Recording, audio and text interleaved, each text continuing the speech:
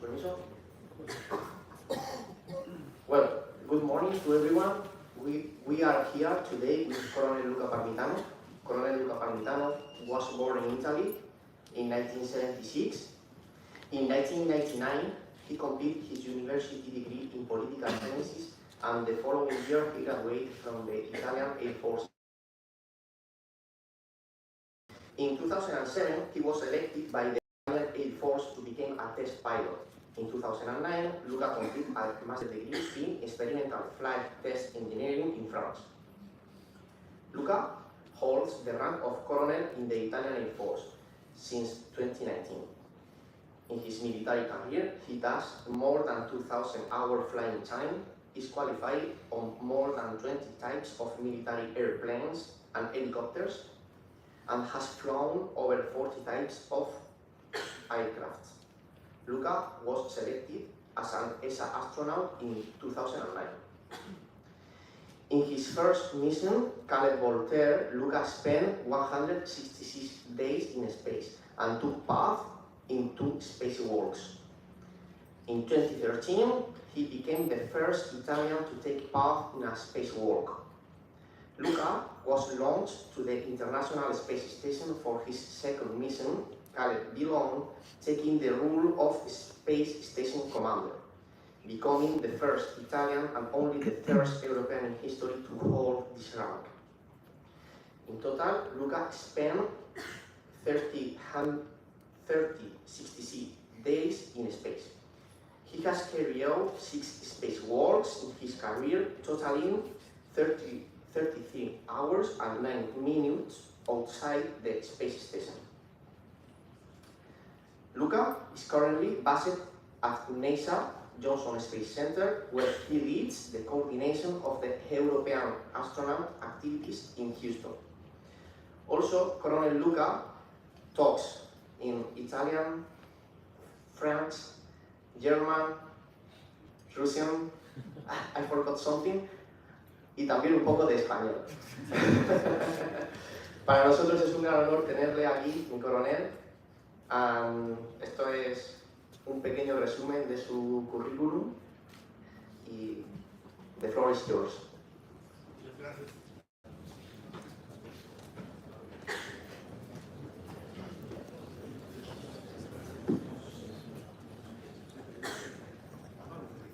Nunca he estudiado español. Perdone si hablo inglés. I will speak English so that the presentation is a little more interesting. Otherwise, it would be really boring with the level of Spanish that I'm able to speak. If you look at my resume, the one thing you probably learned is that I'm relatively old. I'm 47-year-old, and all the things that I've done are in the past, but I'm more interested in the future.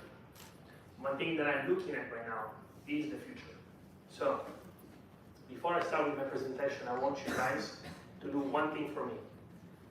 Look at yourself, look around you, look at each other, because you never know who's sitting next to you. It could be the first Spanish astronaut to land on the moon.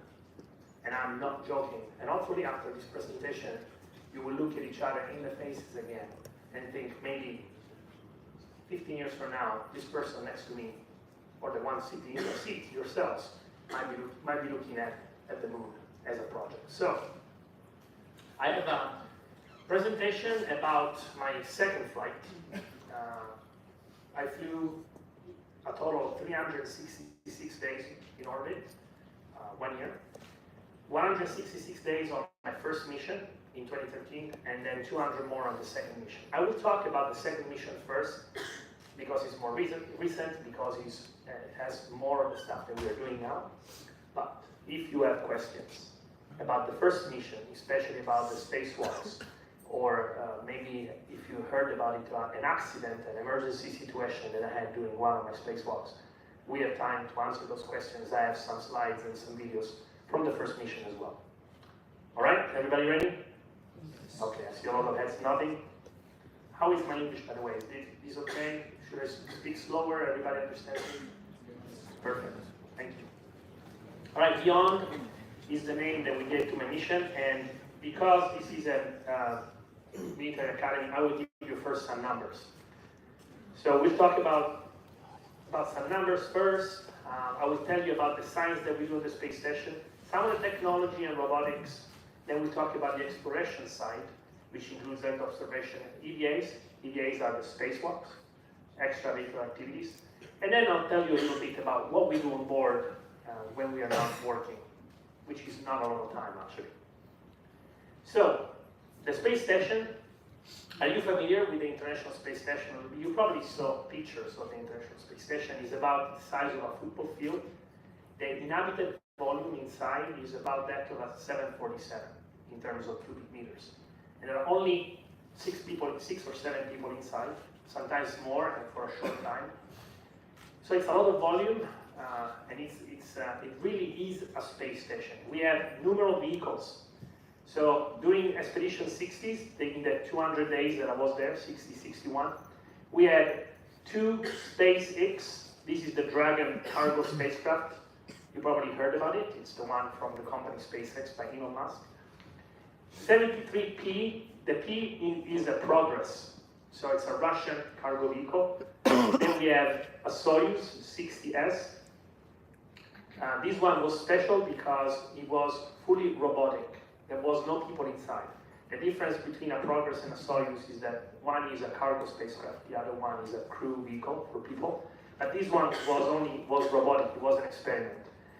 HTV, you will see it, is a Japanese cargo spacecraft, really big, one of the biggest in the fleet right now. And the NG, called also Cygnus, is a Northrop Grumman spacecraft. Is another private company that builds cargo spacecraft for the space station.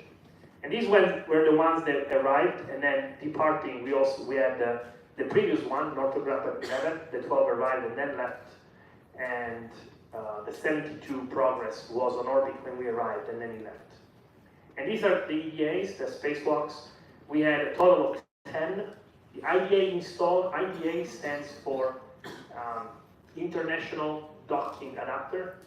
We put this IDA on the space station so that different spacecraft could dock to the station. So you see that really it is a space station, because even though it flies around the Earth at 28,000 kilometers an hour, we have several vehicles constantly that dock and leave. The battery R&R, as you see here, we had 3 spacewalks to install new batteries on the space station, and we had to do 1 spacewalk to prep for the batteries. The BCU, we had a major failure. The battery discharging unit literally got fried with the cosmic radiations. So we stopped having some redundancy about our capability to use the battery. So we had to replace it. And then these ones, I will talk extensively about the AMS. 4 EVAs for the AMS. Alpha magnetic spectrometer is the biggest, most important experiment of astrophysics in the world. I will also bring here some of the numbers, some major failures. The space station is 23 years old. It started working as a complete station in 2000.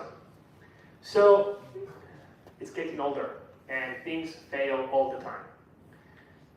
So these are some of the major failures. We have more, obviously. We have failure constantly that we take care of either automatically or from the ground or from orbit. But these were major and that affected our life on orbit. So the 60, the Soyuz that was only robotic, it was supposed to come to take off, fly only 2 orbits, so dock to the space station in 3 hours. So imagine, from ground to the space station in only 3 hours. It was the first time they had a robot inside, but the automatic system failed because the radar on the space station side didn't cooperate. So instead of docking, it aborted automatically, and it came back 24 hours later. But in order to come back and dock, we needed a working radar.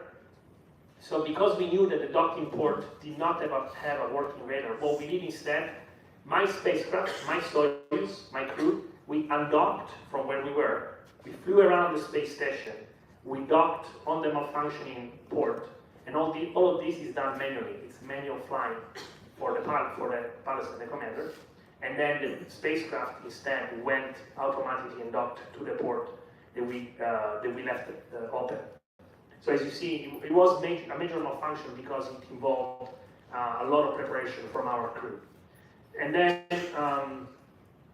the BCU already mentioned, that fried. This one, the water distribution system, is actually what we used to drink and prep most of our food. So when it failed, and when I mean it failed, it completely, the whole system fried, we had to readjust completely our routine. So it took weeks before we could repair it completely. And then some capabilities, like I said, the major new capabilities, the IDA3, that is the one that we installed during the first TBA. Now, thanks to the IDA3, we had another port for spacecraft to dock on the space station. The AMS, again, I will talk about it, and the lithium-ion battery is the one that we installed. One battery of the lithium-ion has the same capabilities of two of the old batteries, so just new capabilities. I hope this is the last slide, if I remember correctly, with numbers. From now on, it's only pictures, so it should be easier on you. Hopefully you will not fall asleep on me. I know that yesterday you were partying all day. All right, science. So first of all, the space station is an orbital lab. You've probably heard this many times, but it's a misnomer because it's actually a conglomerate of labs. On the USOS side, the Western, what we say, the Western European side, we have 3 labs called the US lab, the Columbus, which is the European one, and the Kibo, the Japanese module. But in reality, each of these labs is also a conglomerate of different labs. Each rack, I will show them to you, each rack is an individual lab. So here, we are in Columbus. This is the European module. The space station flies in this direction. This is the forward side. The aft side, you can see it here. This is the deck. The deck and the top is called the overhead. In this experiment action, you can see here a 2D version of something that I'm looking at in 3D in this ocular. And what we're doing, we're trying to understand how the sense of understanding motion changes when you take off gravity. You know, take off gravity, we are in weightlessness, it's called microgravity, but from a physical point of view, it's exactly the same thing. So in this view, I'm free floating, so there is only, in the back of my pants, there is a tiny loop that just holds me in place, but I'm not touching anything. So from a physical point of view, I have 0 references to the environment. I am in a virtual reality and I see this moving corridor, and the experiment is trying to understand how I perceive motion and distance when I am completely taken out of any other reference. This is another experiment for neurosciences. So let me backtrack. In 20 years, we have studied everything about human physiology. We know exactly how the human body changes from a physiological point of view when you're in orbit. But only in the past 5 years, we started wondering, what happens when you take the body into a microgravity environment, you take away the force of gravity, 9.8 meters per second square, you take it out. How do our sensors work? What happens?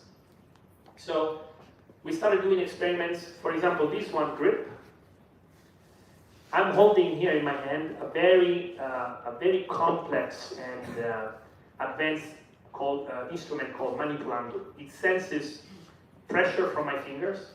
It senses my temperature. It senses the humidity level, and it's also capable of being tracked with very precise cameras. And what we are trying to do here is understand how the brain integrates signals from the environment when we hold something. So, you just saw me picking up this microphone. I've never seen this microphone. I don't know how heavy it is.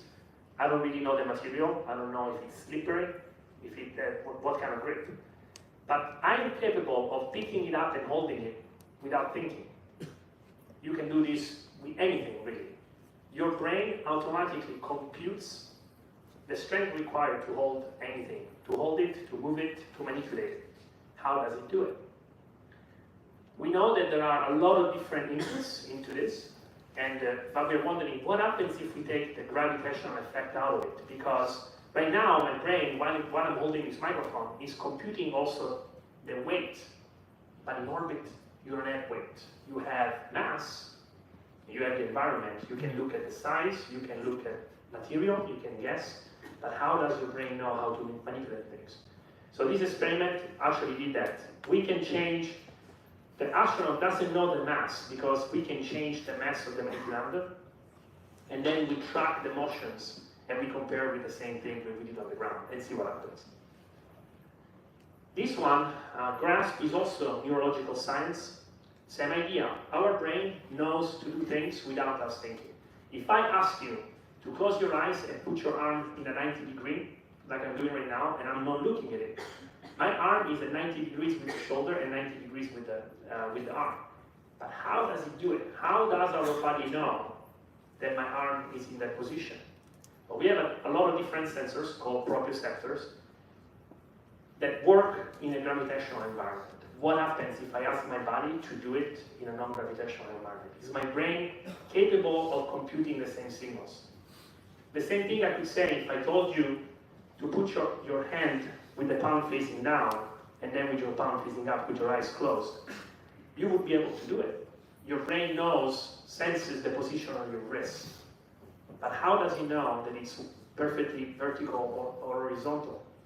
It uses signals from the environmental environment, from the gravitational environment. So if you take the gravitational environment out, what happens? And why is this important? Well, imagine if you're in an accident on Earth and you lose a leg, you lose an arm, you lose a hand. How can we build a new prosthesis, artificial prosthesis, and teach that prosthesis to move the way our brain wants it to move? So these studies are the stepping stone. It's a way for us to learn how to create technology that can help people on the ground. Okay, the previous question is too dark, unfortunately. I'll try to point out what's happening here. So as I told you, this is again Columbus, this is the overhead, and this dark shape here, that's me. And I'm working on an experiment here. It's called Fluid Science Lab. It's basically an experiment on fluid physics. The reason why actually this is an experiment on fluid physics on boiling. It's called scale boiling. It's trying to understand what happens when you try to boil something in orbit, in a microgravitational environment. And the reason why we're curious about that is when you make pasta, you put, I know that that's typical for an Italian, but I suppose that you make pasta as well. If you wait for pasta, for that water to boil, you just look and you see the bubbles coming up. We've all done that. It's time to throw the pasta in. But the bubbles go up because the density is lower than the rest of the water. And that motion happens because of the gravitational pull. The lighter stuff goes up, the rest stays down. So what happens in space? Where do the bubbles go when you boil something? Now, unfortunately, it's really hard to make a stovetop and to boil pasta on orbit. So instead, we have these experiments where we create the volition, and then inside we have cameras catching it. But another interesting thing about this experiment is that right now, so the Earth is in this direction, the sky is in that direction. But when I think about what I was doing, in my memory, I'm standing up. Because as I told you, we have labs. Each one of these, they're called racks, like this one. Each one of these spaces is a rack. Those are individual labs. So really, the Columbus is a multi-lab environment. We have different labs for different experiments. Rodent research. So we do a lot of research on rodents. Rodents, these are tiny mice. These are lab mice. They're usually modified. Their genetic code is known and modified for the kind of research we have to do. And again, we are trying to figure out what happens to these animals when we put them in orbit and they live in an environment that is different from what they want to understand. you can imagine how interesting it is to see mice moving in microgravity. They are surprised, to say the least, about being in a place that is not their environment. Here specifically, I'm actually being a little bit of a caretaker. I'm cleaning their cages, I'm putting the food. Little story to give you an idea. Mice, they are smart, really smart animals. One time I was cleaning the environment and I had to collect 5 tiny mice. And I could only find 4. So there was one missing. And of course, I mean, you wouldn't want a tiny mouse going around the space station. So I was really wondering what happened to this mouse. It was inside the block of cheese.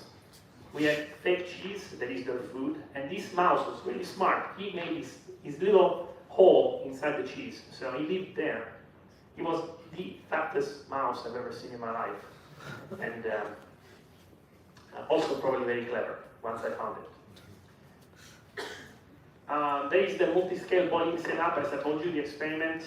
Sometimes when they come up, we have to, you're probably wondering, yeah, what do astronauts do? Well, we do a lot of things. Other than doing experiments on ourselves or setting them up, sometimes we have to work on them.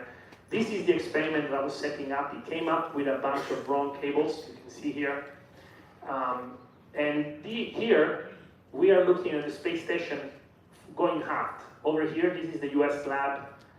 The space station is moving in this direction. Columbus is to the left, Kibo is to the right. And this is the environment where we usually do our prep work. These are like tables. Over here, this is my personal room. And I know, calling it a room is a little too much. It's about the size of a small shower. If I stand straight, I wouldn't fit inside. I actually have to stay diagonal most of the time.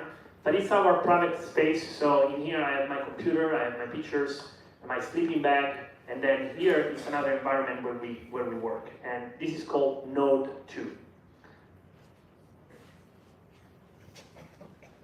So here's another view. Again, this is from the other side. So the space station is flying into the screen. Columbus to the right, to the left is Kibo, and still working on setting up the cables. Another experiment called acoustic diagnostics. You are all familiar with the background noise of an airplane. You fly, you have flown actually also on civilian airplanes. Engines, airplanes, they're noisy. And if it's noisy for a 12-hour flight across the okay. What kind of game is this? All right. Ah! Does it work? Just making sure that it works, but sounds like it's losing it. So anyway, the space station is very noisy. It has a background noise of about 55 decibel. And if you know what that means, it's about the same that you hear on international flights. That's because we have hundreds of computers, hundreds of ventilators moving the atmosphere around us.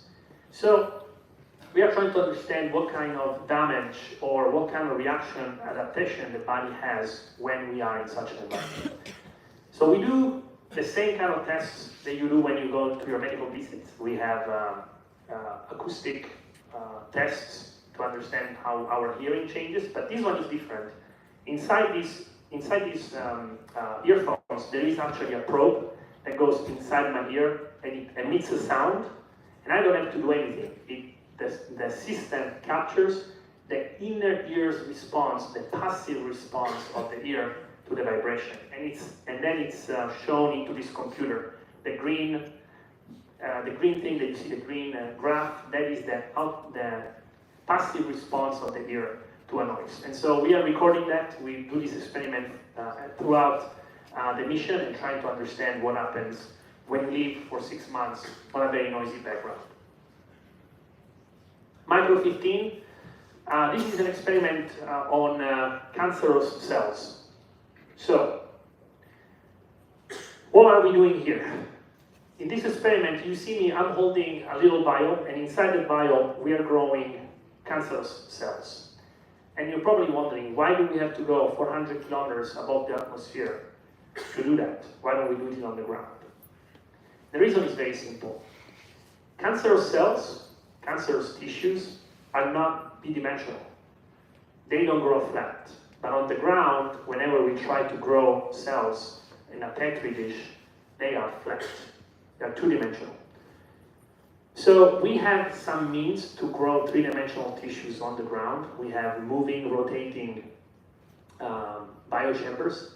But even those are, they create motion, they change the behavior of the cells. But in orbit, we can grow tissues, three-dimensional tissues, completely free of the effect of the gravitational pull. So they grow exactly like they would in the human body. So when we test new medicines, when we test new patented ways to fight cancer, we can do it on cancerous tissues that are really similar to the ones that would be inside the human body. So that's why we do the experiments on orbit, and this is the environment. So the reason why, obviously, we don't want cancerous cells flying around the space station. So that's why I'm doing it in a protected environment. Okay. I really apologize for the darkness. It's hard to take pictures inside the space station. The lights are what they are, but also the projector and the lights is probably not adjusted. But anyway, the experiment is this. The astro skin is this piece of underwear that I'm wearing.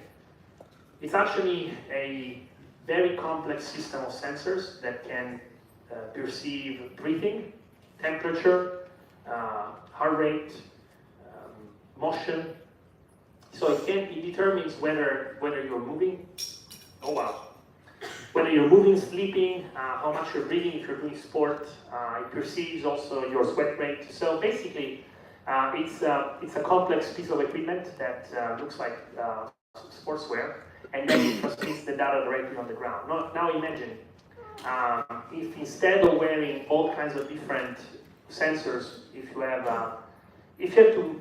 to monitor an astronaut going to the moon, maybe you in 10, 15 years, instead of having to wear a heart rate monitor and different sensors and a watch and all kinds of things, all you have to do is put a shirt on and all the data is going to the ground.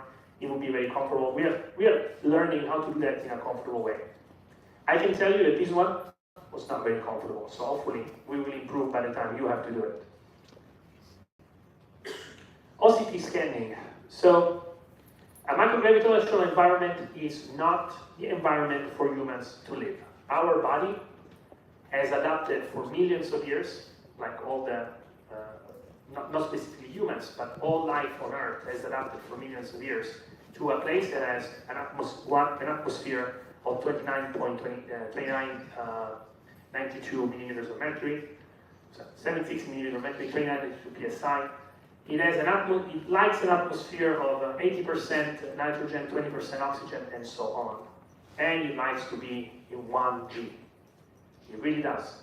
You take the human body out of 1G, it doesn't like it.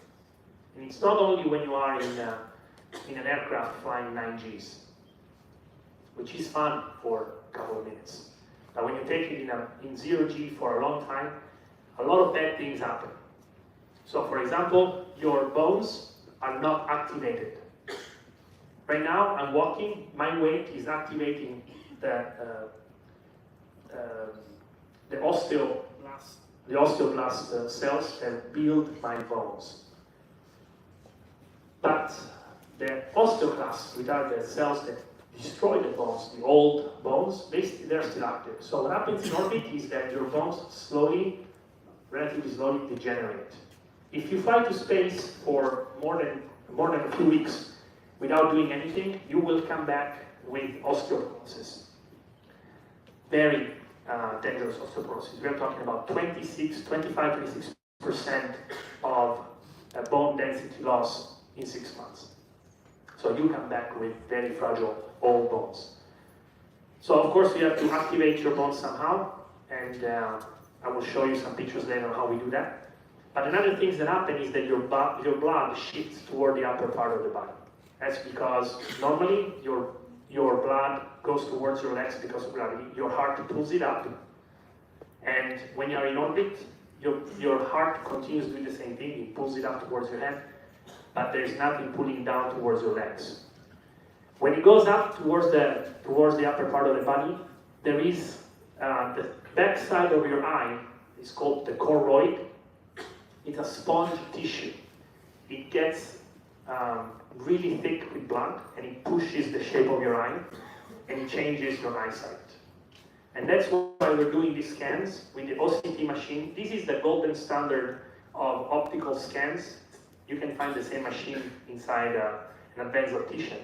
And it basically scans the back side of your eye, studying the choroid, making sure, understanding how it changes, why it changes, if there are maybe genetic conditions that make you more prone for eyesight changes. Some of these changes might be permanent, so it's a really big deal.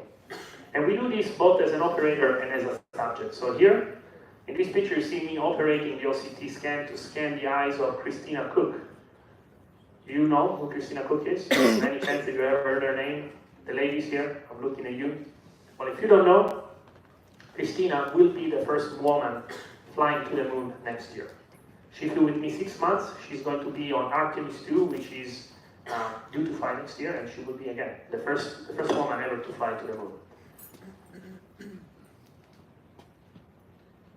BioRock. This is another experiment. This is from Europe, this experiment. In this little container, you could see something in there. That's a tiny piece of rock, slice of rock, granite, with a biofilm of bacteria.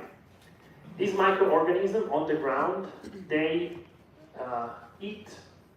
Their life cycle uses the minerals from rock to survive. And while they do this, they change the composition of the rock. So we were wondering, could we use in the future these little miners to change the composition of rocks in space, to make them into something different? If we go to an asteroid, could they live in an asteroid? So we did the experiment. We had different blocks on the ground. We had two to see how they behave, how they grow. And then we had 2 blocks in orbit of microorganisms living and growing on the surface of the same granite in microgravity, so completely free-floating, and in a gravitational environment, to make sure that we had all variables covered. And we found out that these microorganisms really enjoy being in microgravity. They actually have an easier life. They grow more than the ones that are in a gravitational environment. So potentially, these microorganisms could, if they had the right condition, they could live in space as long as there is what they need to survive. This is not really an experiment. This is another part of the research that we do on the eye. Again, obviously, eyesight is very important. So here, this is Mr. Drew Morgan. Drew Morgan is a colonel in the U.S. Army.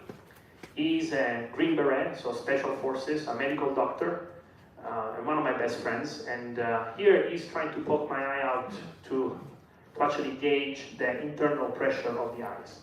So that's another thing that we think might change. That the eye has an internal pressure which changes, but we are tracking big changes in the inner pressure of the eyes to see if it also is affected by the change of in gravitational environments. I'm going to try to go a little faster here. Sir, this is a combustion chamber experiment. This is the US lab, by the way. As you see, we change the environment here. We are flying in this direction. And Sir is this rack here. It's a combustion chamber where we try to see combustion effects and how combustion happens in orbit. Again, it seems easy. You would say, hey, well, combustion is combustion. You take fuel, you take oxygen, you put them together, and it burns. But unfortunately, when it doesn't have a place to go and develop, the combustion is different. Unfortunately, we discovered, for example, that general combustion happens in 2 phases. in orbit. There is a hot phase and there is a cold phase. And the flames are also, they don't have a typical shape, they are spherical. So a lot of different physical and chemical effects due to them. Third, this is a microscope that studies fluid physics again. In general, with the fur, we study capillarity. As you know, capillarity is the effect by which fluid moves inside little tubes, little capillary systems. Well, in orbit, this is a very strong effect on fluids because they're less affected by gravity. MVP, this is a very simple experiment, but with a lot of consequences. So inside this vial, there are microorganisms that live normally in water. You can find them anywhere in the world. They're very well known. We know everything about that, including their DNA. It's been sequenced, and we know exactly which genes are active, which ones are not. So if we wanted to study the genetic changes in humans in orbit, it would take forever. Genetic evolution is really, really slow. But microorganisms reproduce at a very high rate, so we take them to orbit, we let them reproduce over several generations, and then we can go and study not only the genetic changes, but also the genetic expression. If you don't know what I'm talking about, is we share 95% of our genetic code with the rest of life. The difference is that some of the genes are expressed, some of the genes are not, are suppressed. So when we go in orbit, we know that some of the genes in our DNA change in terms that they express themselves versus others that are suppressed. So if we can study these microorganisms on the ground and in orbit after several generations, we can see not only how the genetic code changes, but also how their expression changes. And this is a very, very simple experiment. And inertial spreading, this is again an experiment in capillarity. You probably know that different runways, talking to Paz and the rest of you, different runways have different rate of absorption of water when it rains. In some places it rains, the runway floods. Some places it rains and it doesn't. Same for freeways, highways, when you drive. What changes? Well, one thing that changes is how much water falls, obviously. But another thing is the capability of the terrain to absorb water. Well, one thing that we're studying here is how does just the simple shape, the simple capillary shape of the surface, how much effect is there on absorption. So here we have this perfectly sphere droplet of water. When it touches the surface, it will spread, it will disappear, purely based on capillary effect, because there is nothing else affecting. So it's pure science of understanding how we can improve absorption material and characteristics of terrains, runways, roads, even agricultural terrains, purely based on shape and capillary effects. We are outside here, quite obvious. This is one of our old solar arrays. We have a new set of ones now. This here is the robot, it's attached to the end of the robotic arm, is a launcher, and this is a microsatellite built by students. Every year we go out and ask students, university students around the world, to build microsatellites. Some of them are from colleges and universities, others are from agencies that don't have a lot of capabilities to launch satellites. But usually a lot of students build these satellites and they do measurements, they usually do Earth observation measurements, atmospheric measurements, and we launch them. We install the microsatellites inside, we take them outside to a hatch, and then we launch them. And this is a picture I captured of the launch.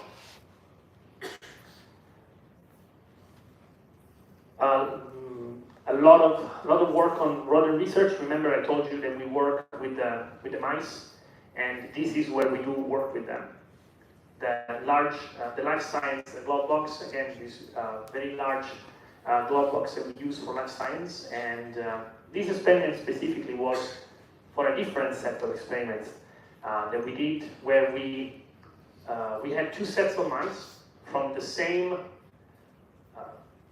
from the same age, basically. But in one of them, we inactivated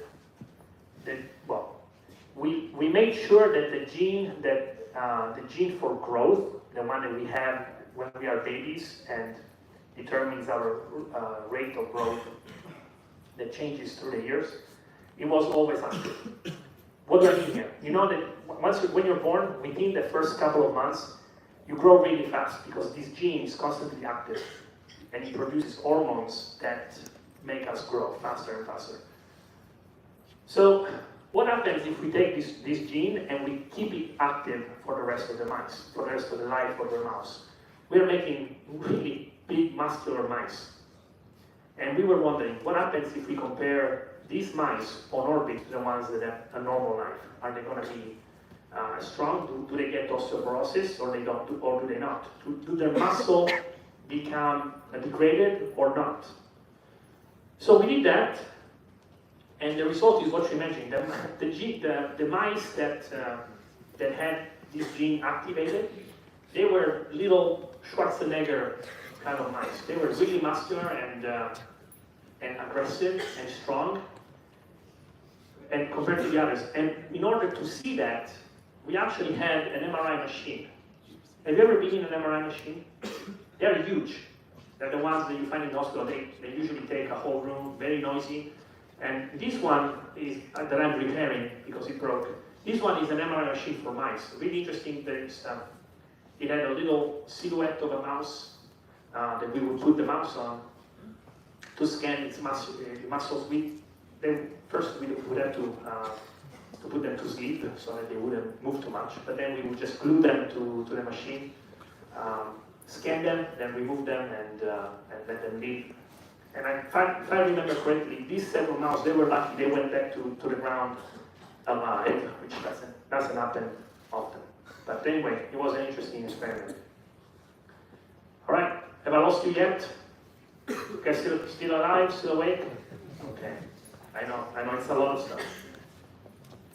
We do a lot of stuff on orbit, and I'm trying to give you a short presentation. We had about 200 experiments in just one segment, so you can imagine presenting, picking a dozen of them just to show you what kind of science we do. It's not easy. Hopefully this one will be a little more interesting. Robotics. So we have you guys ever heard of the Canadarm2, this robot? So Canadarm is a Canadian arm. It's the only robotic arm with 7 degrees of freedom. Very, very advanced. It basically means that the shoulder of the robot is also a hand. So it has the same degrees of freedom as the wrist.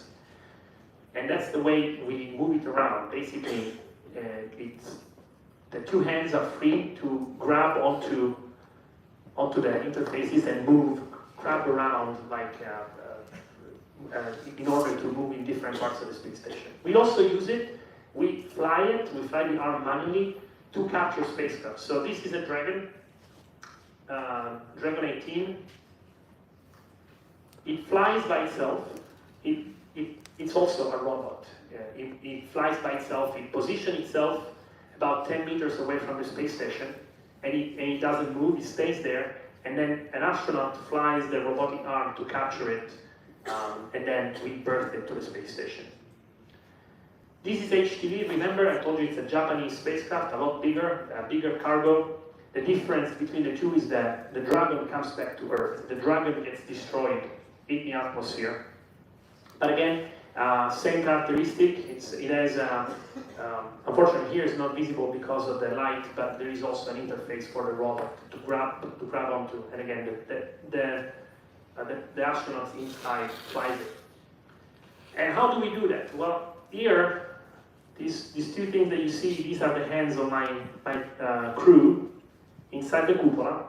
So this one is called Node 3. And then we have the cupola attached, so it looks down to the ground. Inside we have a robotic station that I will show you later.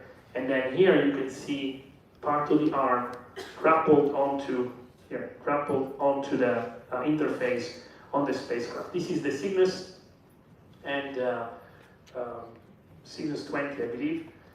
and inside the pressurized cargo we have food, water, gas, experiments, and so on. This is the last spacecraft I captured. I was actually at the controls of the Canada.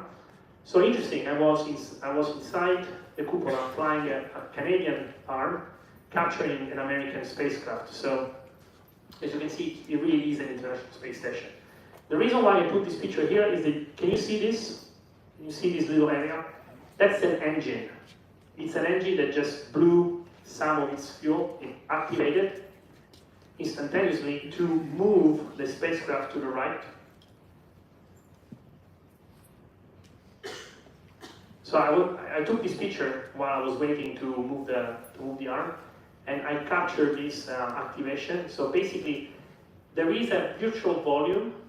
This is the target and the grapple fixture, so the place where the robot interfaces with the spacecraft.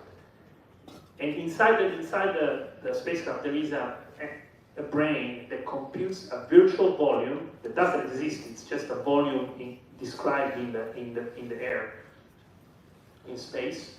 And this target needs to move inside this volume. And so the computer constantly activates the engines to make sure that it bounces inside this volume.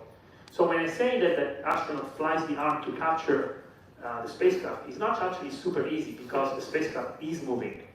So you have a moving target and you have a moving arm, and it's a little bit like air-to-air refueling. So it's a three-dimensional chase in order with rotation and translation, and you're tracking the target in order to capture it.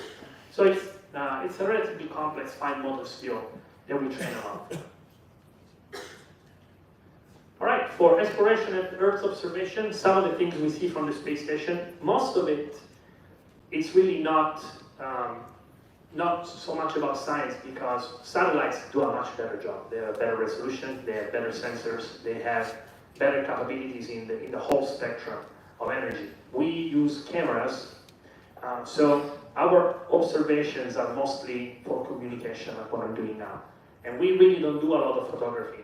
I know that on the social platforms, social media, you see a lot of pictures from the astronauts, but usually they're taken on our free time. This one, you can see, this is the Amazon. I know the picture doesn't quite give the idea, but this is technically green. It's the Amazon forest.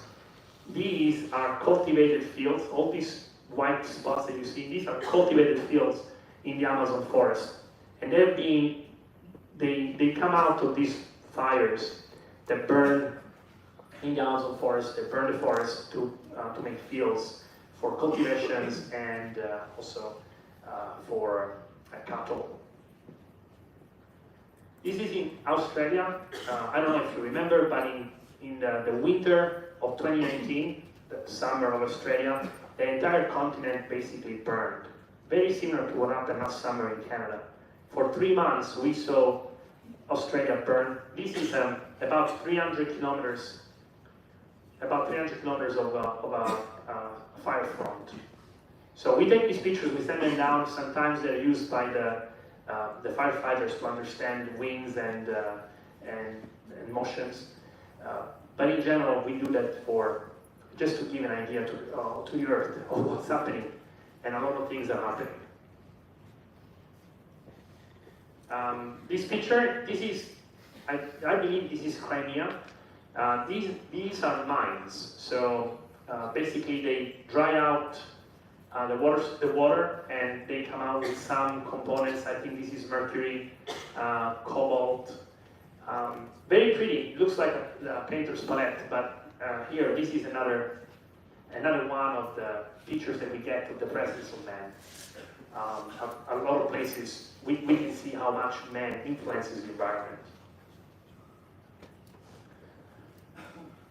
But sometimes we also see very beautiful things. This is in the Caribbean. We are in the Sea of the Sargassos, just outside the Bahamas. And these are sandbanks.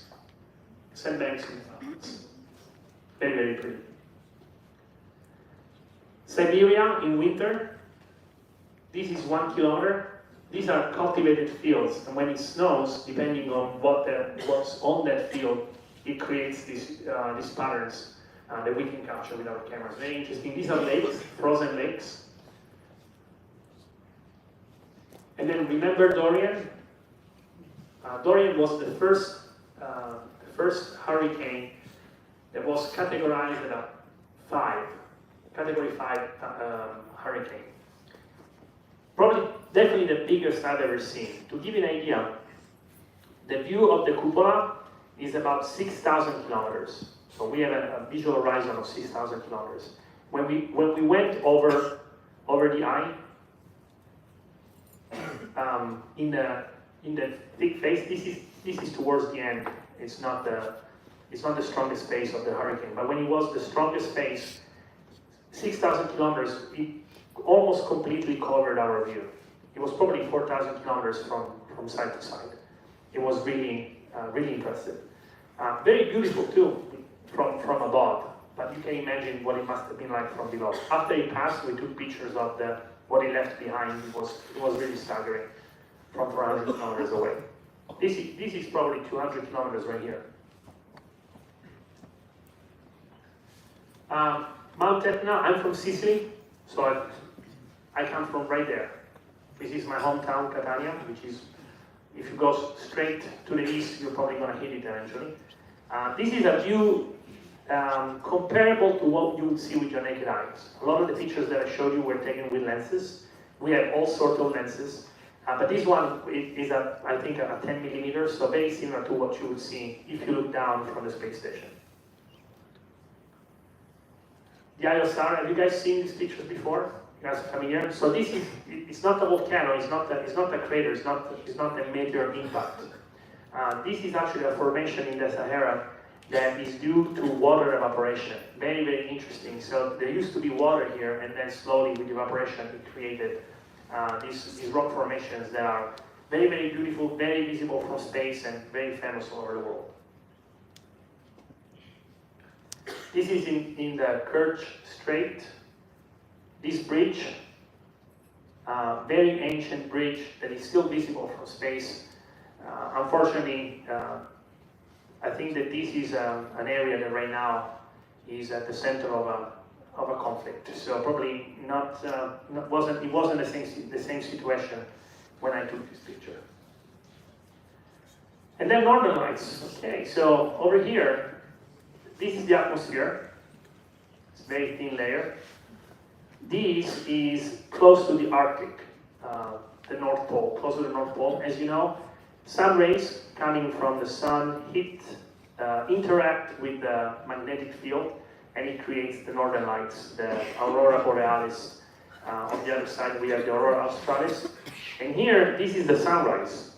So as you can see, we are right on the terminator, which is on the horizon. The terminator is the line that divides the day from night. We can actually see it from orbit.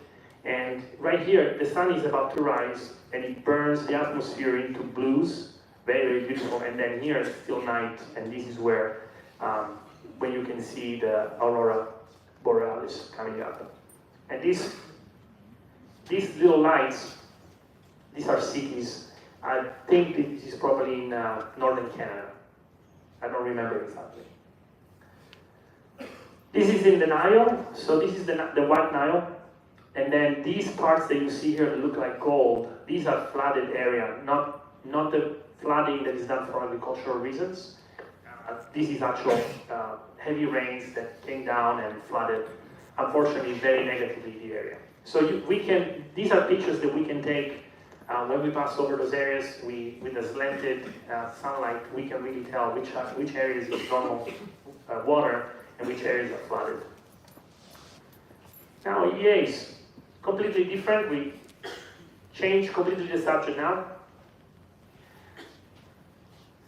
This is one of my favorite parts because I love the spacewalks.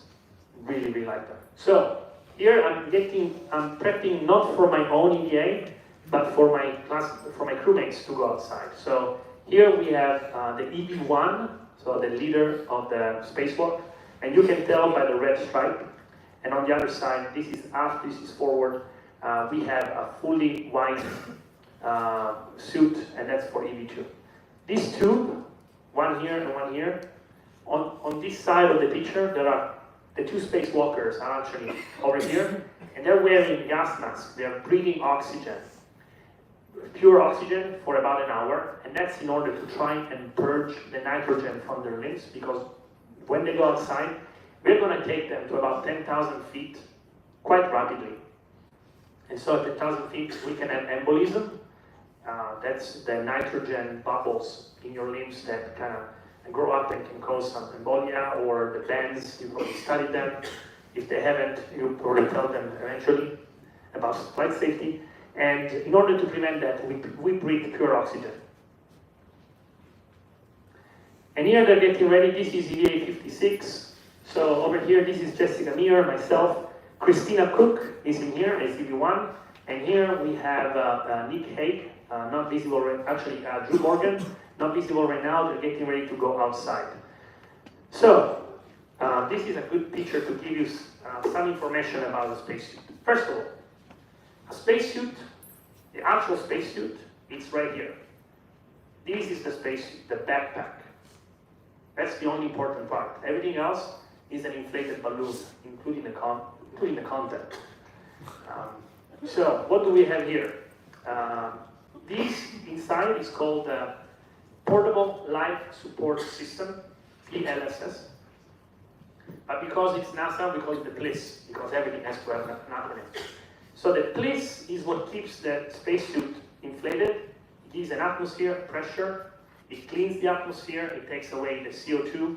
It cools the astronaut down, because the spacesuit inside, it's rubber, and there is no way for the astronaut to cool down. Sweating doesn't work. So we need to take we have an active suit underneath that takes the heat off the astronaut, and then here we have a radiator that rejects it. These are cameras, the helmet cameras. These are portable cameras. This is an actual physical Nikon that covered in MLI to protect it from the outside of space, and then we use it to take pictures. This is called a PGT, a power grip tool. It's basically what you can buy in any hardware store to bolt and unscrew something. Only it's very expensive and computerized. What else do we have? This is called the BRT, the body restraint tether. This is like having a third mechanical arm. As you can imagine, every time I really want to break this thing. Sorry. As you imagine, if I'm outside and I want to do something, like if I need to install anything, if I want to install a power cable, I have to push into something, but when I push myself off. So in order to actually be able to do that, I need to somehow block myself. So if I need two arms, if I need two hands, I need a third hand to block myself, and that's what it is. This is this mechanical arm that is wrapped around. At the end there's a little hook, and I can hook that into specific locations so that it blocks my body, and so that I can operate. And then we have a lot of tethers. We have different tethers, just like alpine climbing, just like a via ferrata. We hook ourselves into locations so that we don't fly away from the space station, because obviously that would not be very good. And here they are outside. This is a different EVA, EVA 57.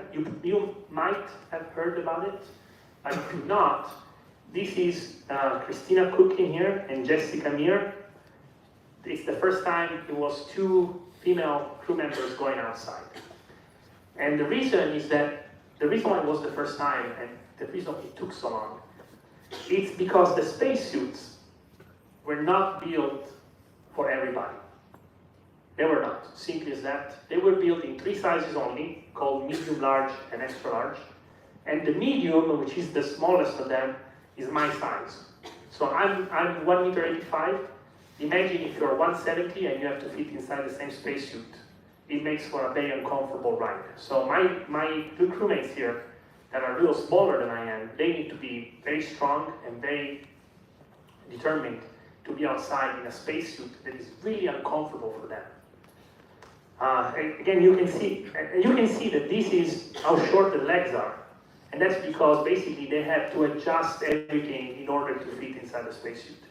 The spacesuits are not personal, they are adjusted to each one. So I will have the legs of my spacesuit will be longer, the arms will be longer, but the suit itself, the center, is the same size basically for everybody. Oh, and here they are moving this huge battery. This is a battery, one of those that I was telling you about.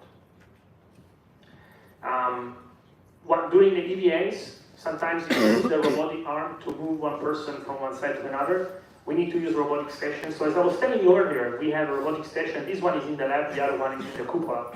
And here you can see, these are the views from the cameras that are outside. These are external cameras of the ISS. Here I have a virtual reality view of the arm and the space station. Here I have the controls of the robot. These are the manual controls that I'm holding. So this is the translation. So forward, up, left, right, up, and down. And then on the other hand, I have the rotational controls, pitch, roll, and yaw. And you use those in order to operate. And then here, not visible, but I have two more views. These are the views from the helmets on the astronauts. Okay, I told you a little bit about the AMS. AMS is, as I told you, is the biggest, most important astrophysics experiment in the world. And outside of the world too. So what is it? Imagine a huge funnel. AMS stands for Alpha Magnetic Spectrometer. It is a huge sensor. It's about the size of a small tank or a big SUV. And these sensors, they capture particles. They capture all the cosmic rays that come through, filters them, categorizes them, and then sends all the information to the ground. But because it's outside in space, it captures particles that are really rare and really hard to capture on the ground because they get filtered by the atmosphere, they get absorbed. Their energy is so rare, they're so small that they get absorbed by the atmosphere. So outside of the atmosphere, we can get information that otherwise is not possible to get on the ground. It's just not possible, physically not possible. So it was launched in 2012, and it was slated to work for 5 years. By the way, this project is by a Nobel Prize winner, Professor Samuel Ting. He won the Nobel Prize for Physics in the 70s, and then he is the one that invented the concept of a spectrometer in space. It was slated to work for 5 years, so from 2013 to 2018, and it did work for 5 years, and it completely changed the way we understand the universe today. It did. It destroyed theories that have been there about the universe, about the creation of the universe, about the energies required. It completely demolished them. Right now, they're no longer valid. So scientists started to understand that maybe it was worth to have this instrument for a little longer because it's so valuable. And if you're curious about the science, I can tell you later in the questions.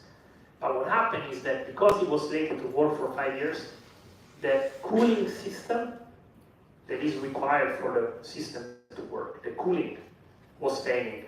It had 4 pumps, and they all started degrading and failed. So by the time I got to the space station, there was only 1 pump surviving, and it was keeping the system alive, but it wasn't creating any science. It wasn't capturing anything because the cooling system is what keeps the instrument working. So we understood that we had to go in and do something that had never been done before. So on the ground they said, what if we want to repair the system? Is it possible? And at NASA, or in the space environment in general, we don't like to say that things are impossible.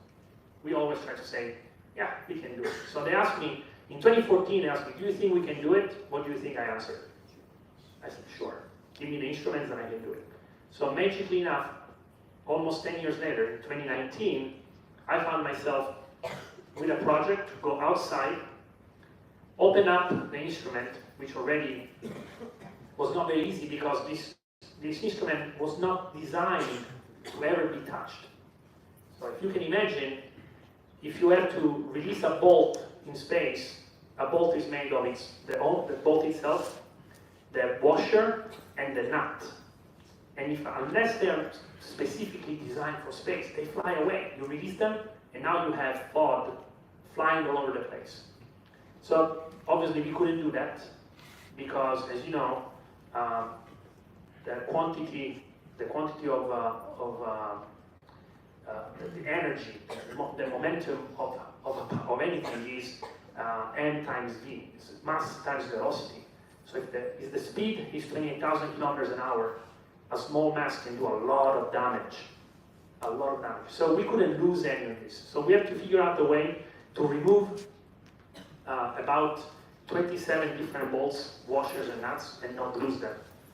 And then we had to find a way to get there because there was no way to hold on to the instrument. It wasn't designed to be repaired. And that was just the beginning, to open it up. Now we have to go in and cut the tubes that hold the fluid, the CO2 that cools down the system. We literally cut them and then install a new pump somewhere on the instrument, find a power source, find a way to get data from that source, and then we have to take new tubes, connect them to the old tubes, and seal them. How does it sound? Easy? Hard? Sounds possible? Maybe? So we decided it's possible. And they gave us a 30% chance of success. But it's a 250 million experiment, so even a 30% chance of success, we were going to go do it. But it was so complex to get to the place and do all these things that for the first time, we actually got to train in a virtual reality. So Drew and I, we were going to be EV1 and EV2.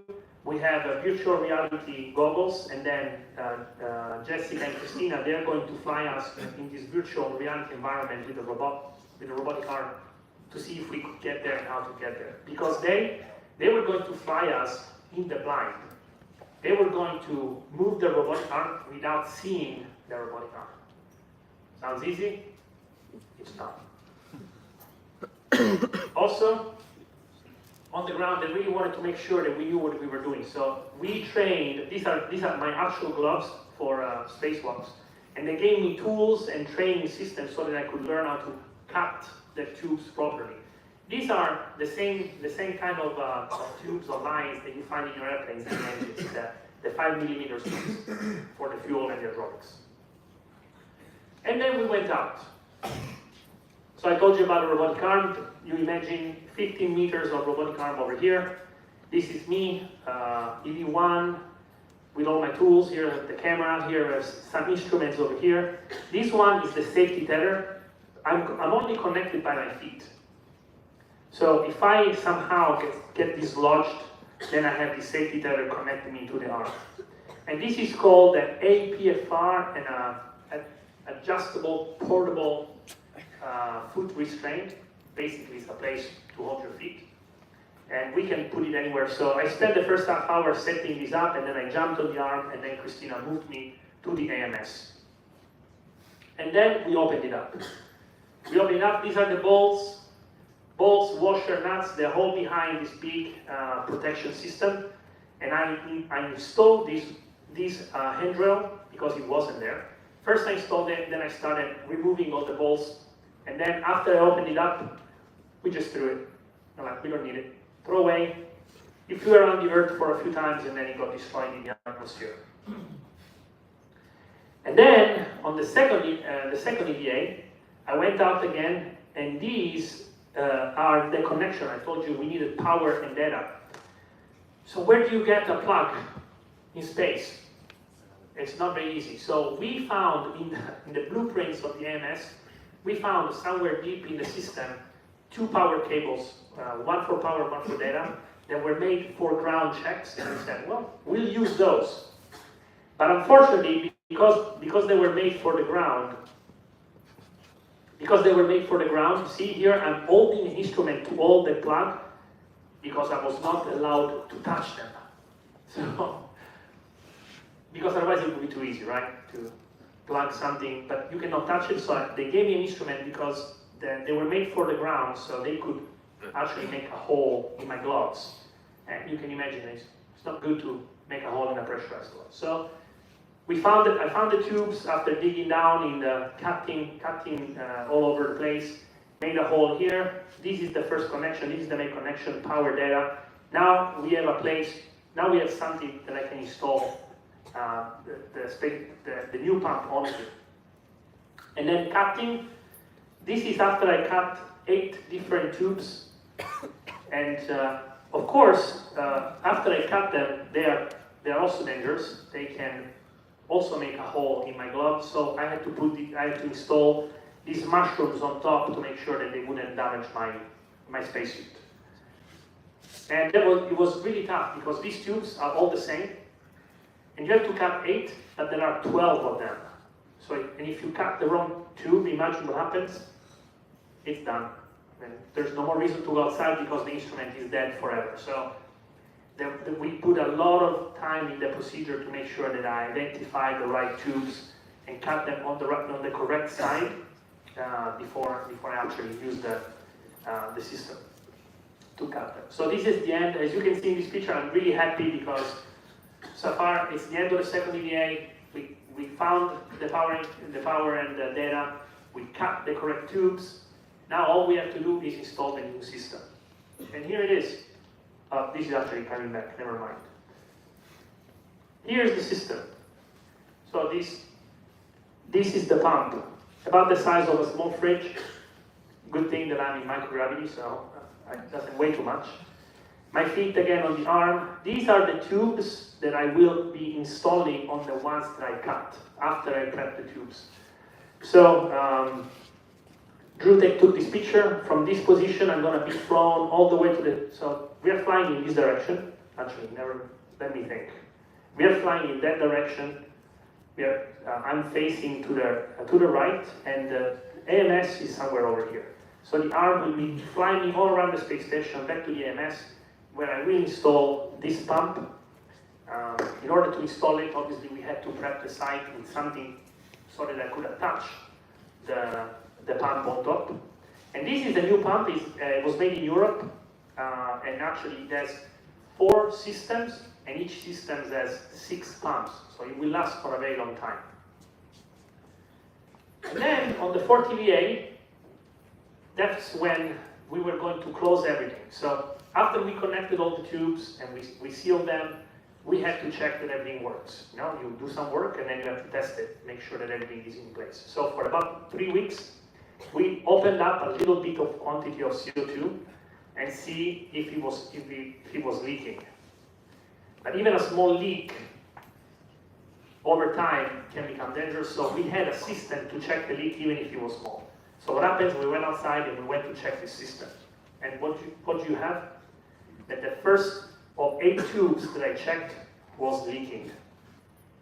So nothing ever goes the way you planned. We checked all the others. We only found one that was leaking. We had to find a way to stop the leak. So on the ground, were a lot of conversation. We tried to tighten the system. It didn't work the first time. So now we get ready to go ahead and cut again the tubes, find a jumper, install a jumper to connect the tubes again, and then maybe it will work. But before we do that, we are like, hey, if the system is broken, I cannot break it more. So how about I find a way to tighten that joint one more time, and maybe it will work. And this is the picture.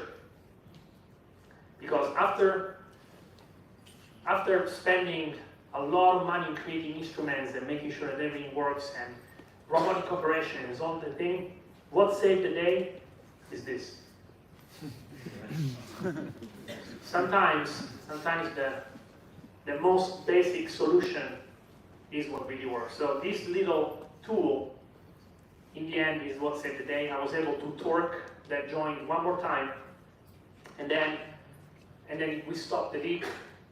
We took the picture, celebratory. I'm holding the tool because I'm so happy that it worked. And went back inside, and today, this is almost 4 years later, the system not only is working, it's working better than we expected, so much so that probably in the next few years we're going to do more EVAs to upgrade the system and make it even more powerful. All right. Do I still have you guys? Still with me? All right. I'm almost done. This is the last set. A little bit on life on board. So, this is my crew, 60, before I became commander. I was commander of Expedition 61. This is the day that Expedition 60 is going down. So, here's my crew. Myself, Christina, Drew. This is Alexei of Chinin, ex-fighter pilot, transfer cosmonaut. Nick Haig, who is from the US Air Force, he's a flight test engineer. And now he's in the Space Force as a colonel. And this is Alexander Alexandrovich, very long, so the short version is Sansanich. And he's my Soyuz commander. Soyuz commander, Soyuz pilot, Soyuz commander. And, oh, one thing I forgot to say. This picture is actually upside down. The Earth is this way, this is the sky, but I thought it'd be fun to tell you that. Okay, what does the inside of a spacecraft look like? Where a Crew Dragon or a Soyuz obviously has all the seats and the components for flight, but a cargo spacecraft is actually just a big container. So here you see Christina, Jessica, and myself putting some equipment that we're going to burn in the atmosphere. This is also a rack that we're going to throw away. So what happens is that we get the spacecraft, it comes up, and it's full with all the systems that we need. It's got tools, experiments, food, water, gas, clothes. We take everything out. It takes from a couple of weeks to a few months. We take everything out, and then we fill it up with everything that we don't need. So trash, human waste, old food and stuff. And so we fill it up, and then we discharge it. We undock it, we discharge it, and it burns in the atmosphere. Which, by the way, it makes a very beautiful shooting star. So next time you see a shooting star and you make a wish, if it doesn't come true, maybe it was astronaut trash or worse. So other ways, you were asking me, how do you pass your time? Well, sometimes we have special events. Astronauts have a chance to ask some personalities in the world if they want to have a chat with us. So this one was a video call with Paul McCartney. You recognize it here. I'm a Beatles fan for forever. It tells you how old I am. I love the Beatles. I talked to Paul McCartney. He had a lot of questions about life on the space station. I didn't get to ask him any questions because he asked me all the questions. This is the day of the change of command. So here we have Expedition 60 and Expedition 61 and some guests. So Alexei was the commander, and his crew was going down. Was going to be Alexei, Nick, and the first Arab Emirate astronaut here, Hazal Mansouri. That he was on orbit as the first Arab astronaut to fly on orbit for 2 weeks. And then here we have the rest of my crew. And what I'm holding here is a small reproduction of the system that we used to open the hatch in the Russian segment, which is, we call that the key to the space station. So symbolically, we pass this symbol when you become commander. And then, just like in the Navy, we actually have a little bell somewhere around here. I cannot see it in this picture, but we have a little bell and we ring the bell like they do on the ships. But we don't really care about the stuff in the Air Force. This is a patch that they gave me from Cupola. This is a good idea to give you what the cupola looks like. On top, which is actually in this direction. Sorry, it's in this direction. The top of the cupola, in my mind, looks down, and then we have 6 more windows around, one looking down, And then this is a patch that they made for me with Sicily, because I'm Sicilian. And this is a typical carretto, a little old style chariot that it's typical from where I come from. So it was a nice gift from some friends. Russian dinner. So this is the first picture of the Russian side. As you can see, it's a little smaller than the US modules. This is the end of the space station. So if you go in that direction, you will find there is a tiny module on the bottom here, and then there is my spacecraft that was parked there. This is what the Russians call a kayuta, which is the crew quarter where they live. This is a sleeping bag. There is a window on the side. The other one is over here, the other kayuta. This is me enjoying some food floating here. Already enjoyed it. Probably some jellyfish or something like that. And basically, it's the same food that you will find on the ground. With the only difference is that it's floating. This is a spoon floating from Drew. And then this is a table, and a lot of people see this picture and like, well, that's all fake, because you cannot put stuff on the table; it would float away. Very true. It would float away. That's why these strips that you see here, that's a double-sided tape. So every week, after it becomes dirty, we put tape on the table. We flip it so that it's the sticky part. The sticky part is on the outside, and that's what we use to make sure that our food doesn't fly away from us. It's very comfortable to have a place to hold stuff. Other things on the side are attached by Velcro. So, for example, this little clip, you see the little blue spot, that's Velcro, so that we can attach things everywhere, basically. This is an Italian dinner. It was actually my birthday, and we have everybody in here. This is the Node 1. This is the oldest module of the US side, US orbital segment. And again, we have a table. Here's the water distribution system. We have some food. We have, I can see some Nutella there. These are candies, probably. Baby wipes. We have baby wipes all over the place because obviously we cannot wash our hands. There is no tap water, so we have to clean ourselves using wipes. We clean everything with wipes. And then let's see, what are we eating? This is Italian food, so inside these bags there is probably, you guessed it, pasta, rice, or something. Yeah, I remember this dinner because I had saved, this is about one and a half months into my flight. And we were going to stay there 200 days. So I had food that was Italian food, my special food that was supposed to last for 6 months. But I had promised my crewmates that I would make a big Italian party for my birthday. So I pulled out all of my food, and we ate all of my food. So it was supposed to last 6 months for one person. We ate it in one night, but we talked about it for 6 months. It was really good. It was a nice change. And then this is the last picture, I think. This is the day we were going to go down. The last picture before we leave. Happy days, but sad days at the same time. My crew, as you can see, Drew shaved his head to look like me. He also grew a goatee. That was his way of saying goodbye. He was staying on orbit for a little longer. This is the airlock again. A little symbolic because my expedition, when I was commander, we did more EVAs in one expedition than any other crew ever in the history of the space station. And that holds true even now. And so that was it, as I promised, my last picture, and thank you very much, and I'm ready for your question. I think I went a little over, but I think we have plenty of time for more questions.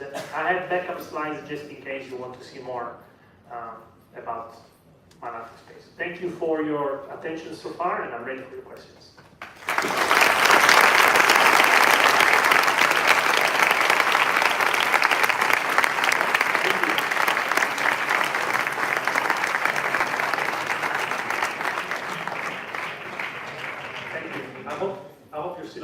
I know it was a long presentation, but 366 days in orbit, there's a lot of stuff that happens. Any questions? Any volunteers? Oh, there it goes. Probably number one in the class.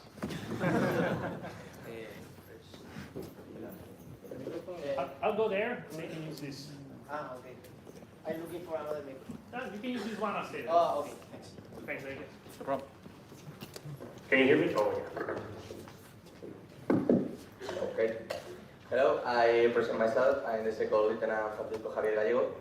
First of all, my colonel, for your presence today, your speech. I think everyone here feels very lucky for hearing all the experiences you have told us. And now, with your permission, I have one question. And You have permission. it is a bit out of the speech, but I find it very interesting. Is which process did you have to pass to be selected as an astronaut? Thank you. That's the million-dollar question, isn't it? All right. I'll try to answer. First of all, how many of you would like to be an astronaut?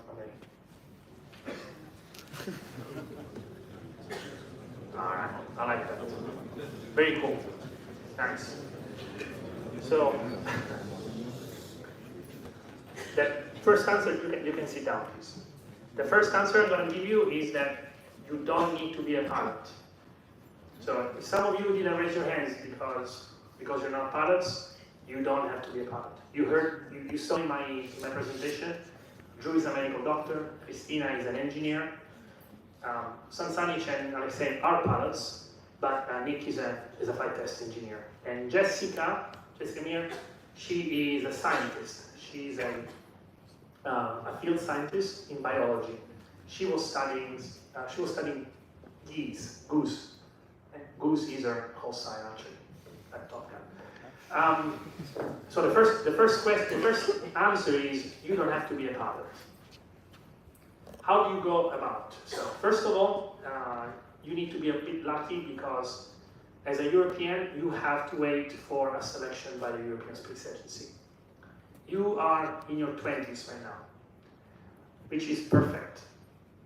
It's really perfect because the last selection we did was last year, and we usually do a selection about every 10 years, which puts you in your early 30s, which is exactly the age that we usually pick for our astronauts. So your class, all of you in front of me, the reason why I was telling you seriously to look around is that there are very high chances that some of you will be selected as astronauts because you will be at the right age, with the right experience when we have an opening.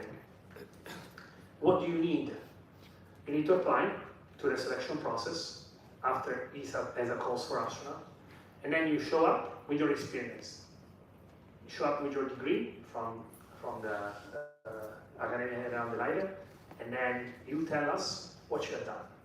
What is your work? How many languages you speak?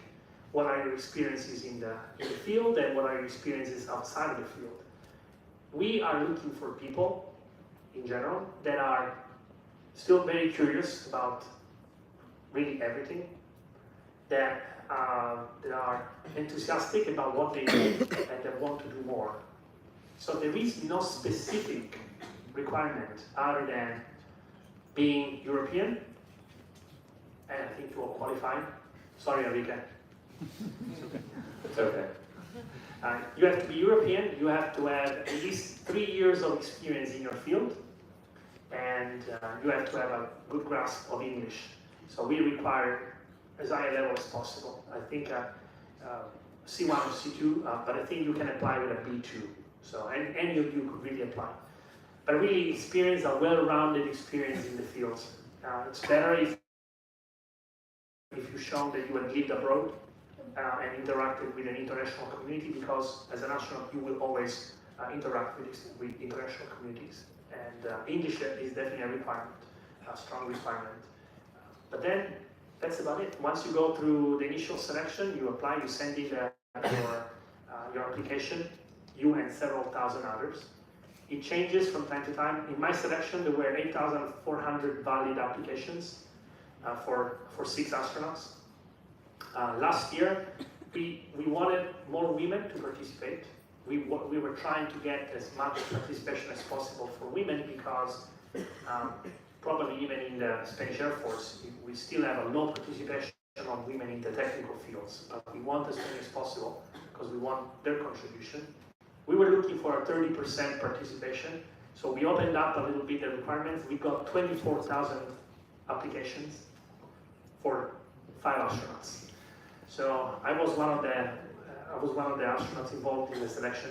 It was really, really hard to go through a lot of applications, but in the end, we selected about 5 astronauts, a dozen reserves, and one of your countrymen, Pablo Vaz.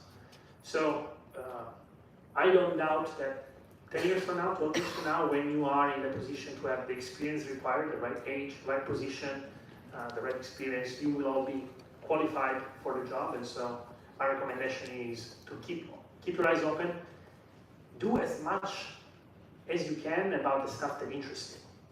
If you're a pilot, fly. If you want to get more experience, if you can be a test pilot, obviously being a test pilot is an advantage over generic flying, because it's a lot closer to what we do in space. I was lucky enough to be a test pilot during at the selection, so I know that also counted for me. But in general, I see that test flying is not a requirement, but it's definitely an extra point. So if you're a pilot, go into your career, see if you can become a test pilot. If you're engineers, go into your field, be good, get good at what you do, and get experience in other things. Because obviously you want to see that people are well-rounded and they can bring a lot of something more into the community. I hope I answered your question. To follow up this question, how did you find out about the hiring process? Is there a website that gets published, or where would they find out? When we have a campaign, that's a good question. It's a good question. So just like NASA or JAXA, the Japanese Space Agency, or Canadian Space Agency, once we have a campaign coming out, we go out as much as we can. Social media, social platforms are obviously right now the biggest way for us to spread the news, to tell people that we have a selection ongoing. We try to involve also the traditional media. We try to publish on papers and on TV. It's usually relatively a big deal because, again, it doesn't happen very often. And again, 24,000 applications from all over Europe was a good result for us. We expect that once it's the time, you will know, especially if you keep your eyes open, you will know that there is a selection going on. Did you guys know about the latest selection in 2020 when we opened up? Have you guys heard about it? Yes. Some yes, some no. I'm sure that when the time comes for you guys, you will know. Any other questions?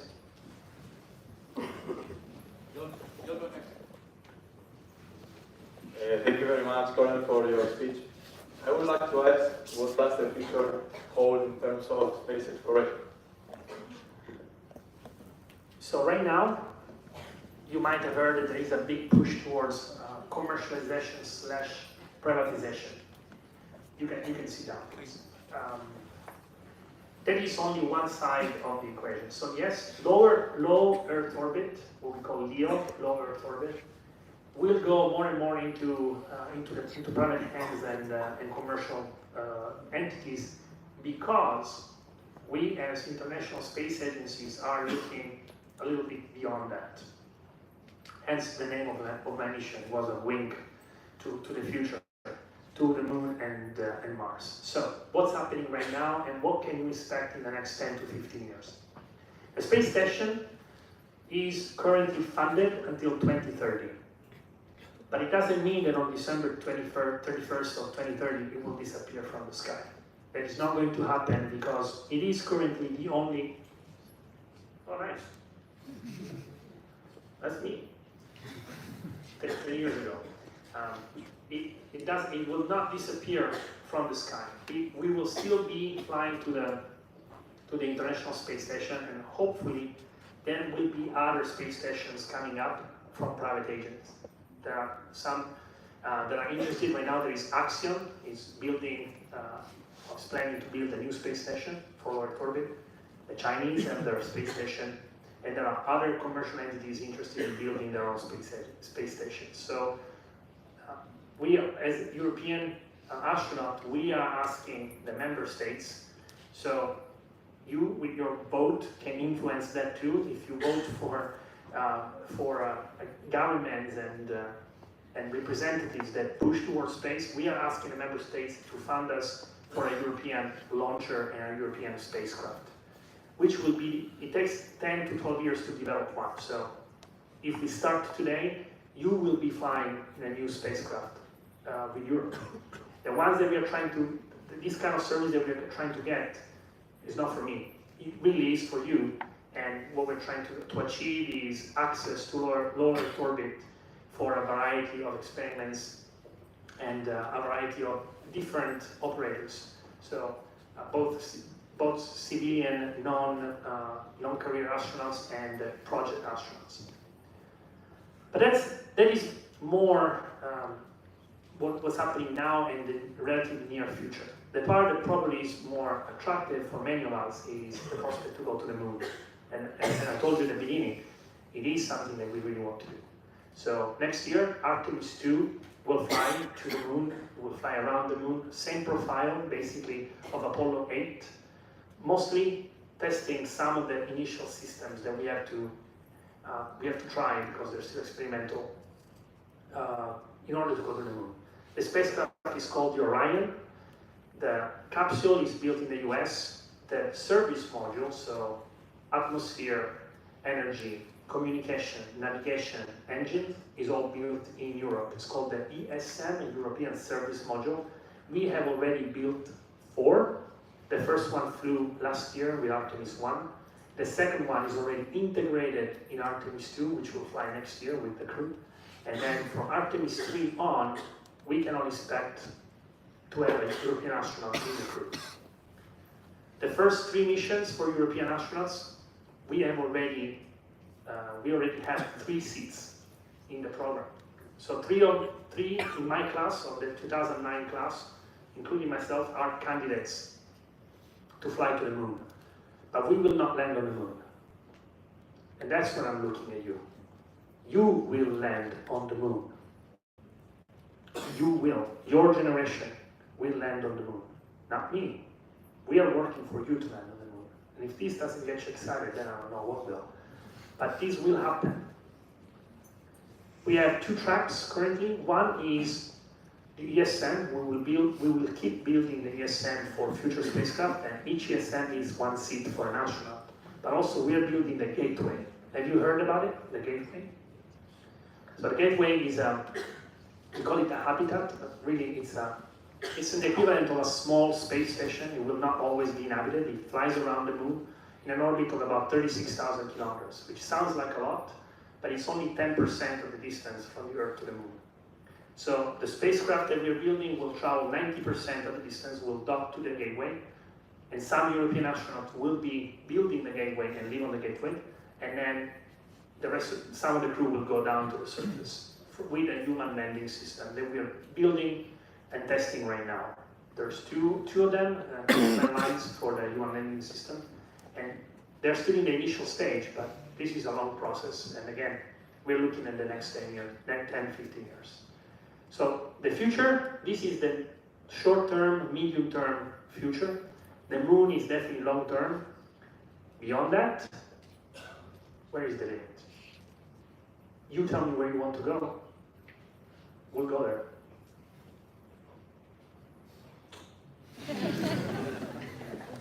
All right. Any other questions? I know there was somebody else there.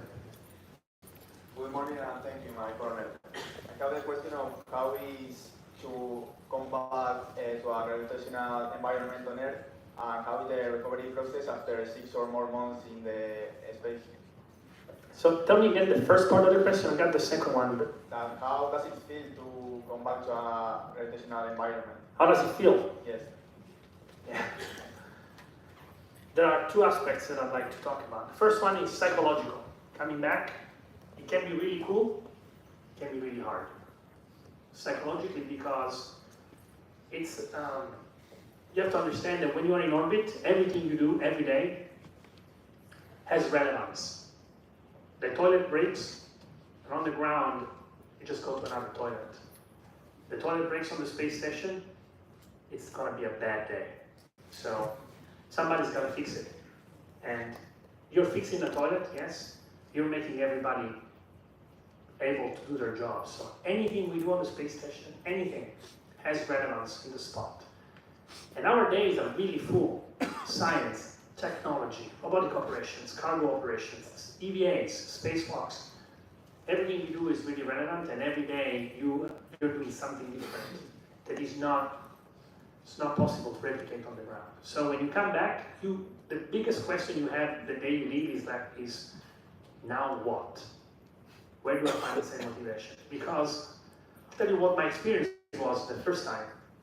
I landed, and then there was, the flurry of operations. They take you have all these experiments, you have some rehabilitation, I will tell you in a second, and then 2 weeks later you're in a supermarket in Houston looking at 50 different times cereal. You're like, what am I doing?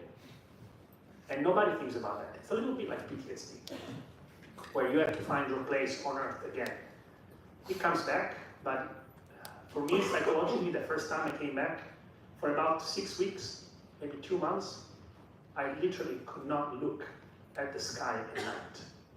I just couldn't. So that's the first aspect. And that's individual. That's everybody needs to find their own way to deal with coming back to normality and to feel normal. The second aspect, the physical one, that's a lot easier. At first you're heavy, like really heavy. Your body adjusts within 3 to 6 weeks to microgravity, and then life is golden. You push with your finger and you travel the space station. You're used to it. It feels great. You never get tired of floating. It's like living the dream of Peter Pan. You're living in weightlessness. You're flying without wings. You're flying without an engine, and you never wake up thinking, "Oh man, I wish I was on Earth." Never. It's living on the space station is really cool, and it's big. I mean, it's not like you experiment. It's just you for hours and hours, and then you see your cruise at night. Well, where have you been all day? Well, I was in Columbus doing an experiment or fixing something, or in the toilet fixing the toilet. So it's a big environment, so adjusted to the physical conditions of being weightless, and it really likes it. Even though it's very damaging to your body, and so we have to put in place a lot of countermeasures in order to stay fit. But when you come back to the ground, even if you're fit, really fit, we train 2.5 hours every day, there is still some recovery that we have to do. The first week is mostly about balance and recovering some of the muscles that we cannot exercise in orbit. I'm talking about balance, vestibular system, it doesn't work in orbit, only the eyesight works. And then the other one is the physical constraint of your body weight. Because you come back and for 6 months your body doesn't feel your own weight. And I'm 80 kilos, so as soon as I landed, all at once I had 80 kilos of weight on my legs, on my spine, my head. I don't know how much it weighs, but the weight on my neck was new after 6 months. The weight on my arms, on my shoulders. So it takes probably a few days to get adjusted to that, and then you slowly your body gets used to the pains and to the joint pains and everything else. It depends on the age and how much you exercise in orbit. And if you're interested, I can show you some of the equipment that we have in orbit to exercise. So those are some of the adjustments that you have to do. We have trainers. They're called ACERs, Astronaut Strength and Conditioning, Strength, Exercise and Conditioning Specialists. And these ACERs, they work with us to make sure that before going and after coming back, we are in good shape. And then, so I think that those were the two questions. How did you feel? And I did rehabilitation. So rehabilitation lasts about 2 to 6 weeks. And again, it's lots of different exercises that we do to regain balance, a sense of balance, and to work on the small muscles that simply cannot be exercised in orbit. Questions? We'll go ahead here and then you go over there. And there's also one gentleman in the first rows that asked. My colonel, I am Second Lieutenant Del Rios, and I were to ask if you were only able to talk about a dozen of experiments, and you already said that you actually tried maybe around 200 in orbit, and I was wondering how do you determine what experiments are the most interesting for the scientific community. My second question is more about the mass spectrometer that you talked about the maybe about you talked about the Nobel Physics Prize that got. Oh, Samuel Ting, you want to know more about the AMS? Yeah, I was very interested about the astrophysics behind and what kind of results it brought. Yeah. And if you could sum it up a bit and show us more about it. Thank you. So, first of all, I am not a Nobel Prize in Physics, so it would be a very short version of what we were taught about the AMS.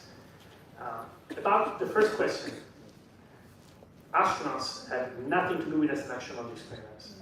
As you can imagine, there is an international committee that comprises European Space Agency, NASA, JAXA, Canada, and Roscosmos, the Russian Space Agency, and they have a scientific committee that goes through all the applications of requirements for experiments to go to the space station, and they come down with the selection of which ones are the most valuable to send up to the space station and why. So it's a relatively long process. It used to be really long, now it's shorter. And there are actually two sides of it. Some of it is purely scientific, another part is commercial, because we do have already commercial partners that send up their experiments to the International Space Station. They pay, and then the experiments are sent up and installed and operated. So basically, it's not dissimilar to any other grant. So if you want to have a grant for an experiment at a university, you present the project, it gets evaluated, and then if it's of interest, then it will be funded. For us, the funding, we don't fund the experiments. We send out a call for experiments. They present all the options for experiments that can be funded, and then if the community decides that that's an experiment that we want set up on the space station, what they do is they give the requirements for an experiment to be sent up. It has to be safe, it has to be compatible with the facilities that we have, and we can run really any kind of experiments. You saw some fluid physics, material science, engineering, technological platforms, biology with group lens on orbit, and biology, physiology, so a lot of different experiments can be performed. So that's the process. It basically comes from collecting all the requests, and then a committee that finds which ones we want to perform. For the second question, AMS. So the alpha magnetic spectrometer is a funnel that captures particles. Now, these particles, some of them are the oldest particles traveling in the universe. We are looking at 14 billion years old particles traveling and characterizing them with their physical characteristics, spin, weight, energy, and so on. Mass, not weight, mass, energy, spin, and so on. The data are collected at CERN in Geneva.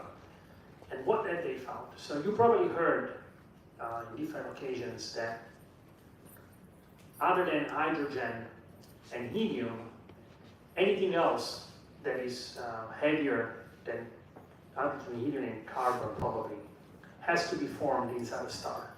You probably heard it. And then when the star collapses and explodes in a nova, it gets distributed in the universe, and that's what actually makes us. Everything that is not hydrogen, helium, or carbon comes from, we thought it came from the fusion of a star. But that is not true. We found out that the energy required for some of the materials, anything heavier than iron actually, cannot come simply from the energy generated in a nova. It has to come from interaction, either of star with another star, but more like trying to understand, studying the particles from the universe, is to give an answer to what is dark matter. As you know, we can only see about 10 to 15% of the matter in the universe. But we know by measuring the gravitational effects that we can measure but cannot see 85% of the mass in the universe. We know it's there, we can't see it. Where is it? Now, mass and energy are, as you know, are the same thing, related by E equals mc squared. So we know, we can see we know that there's a mass, we know that there is the energy. We cannot even measure the energy, so we call it dark energy. Dark matter, dark energy sounds like ether, sounds like things that we don't know how to name. And that's because we simply don't know. Currently, we don't have anything telling us what it can be. But we do see its effect. We know the effect through gravitational pulls in the universe. We know that the universe is expanding, and we see forces that counteract the expansion, and those are gravitational pulls, but we cannot see it. So we are trying to answer those questions. We still haven't been able to understand what dark matter and dark energies are, but that's the ultimate goal of the AMS. But in the meantime, the science that we have received, that we have been able to receive, has, like I said, destroyed a lot of the theories of the origin of the universe and also where we're going as the universe. That's in a nutshell. We had a question up front. Here, yep. And then I'll move back there. So, your permission, my corner. Taking back the answer you did, you said about the recovery you had to do once you land. I want to ask, how much time do you have since you land until you have to fly again to the space for another mission? I mean, which is the frequency between one mission and another one? It depends.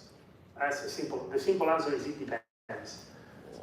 So for me, I was selected in 2009, I flew in 2013, and then again in 2019. So 6 years in between flights, and that's relatively typical for European astronauts. We have 8.7% of the time on the space station. If you divide that, between the number of astronauts and how much time we have in total, that's about one flight a year. Just about. And we have had that. I flew in 2013, Alex Gerst, my German classmate, flew in 2014, Samantha Cristoforetti in 2015, Tim Peake 2016, Tomates came in 2017. And then, again, basically, we started a new cycle. So, if there were less of us, we could probably fly earlier, because nothing stops you from flying again as soon as you're ready. So usually when we come back, we take 6 months to do what we call a post-flight activities. And the post-flight activities are shared between a lot of science that is ongoing after you land. You stay in orbit for 6 months, you come back, and for 6 months you're under observation for extra science that you need to do. And then you go back to your job, to your day-to-day activity. So after landing in 2020, around August, I started working again and became the chief of the astronaut operations in Cologne at the European Astronaut Center. But then, after, I worked there for 3 years. Now I'm back in Houston. Could I fly again to the space station if I had a flight? Absolutely. Would I do it? Hell yes. So it really depends. It really depends on flight opportunities and how many astronauts are there, how many flight opportunities. We are trying to get more and more flight opportunities, maybe for shorter duration, because it's tough to send astronauts for 200 days at a time. But maybe if we have more opportunities for short duration flights in the future, for a flight that is from 2 to 3, 4 weeks, maybe we can send more astronauts if we have the seats. So it depends. Cosmonauts, they have a, if a cosmonaut in Russia is selected, probably, they're really younger usually, 28, 29 years old. They're selected, but then they wait for a very long time for their first flight. But after they fly once, then they are in a rotation every 3 years. So they go, they come back, spend 6 months, work for 18 months, and then they're up for another rotation. So they fly a lot more often. But their activities on orbit are really not as demanding as ours. Canadians, they own 2.4% of the time on the space station. So they have a lot less astronauts than we do. They fly once about every 4 to 5 years. so a lot less frequently. So it depends. The Japanese, they have 12.7% of the space station, they fly once a year. And the repetition for them is about once every 5 years, 5 to 6 years. It really depends. You ready to fly? I think so. Good. Good morning, my government. This is Hernandez from the first course, 79 course.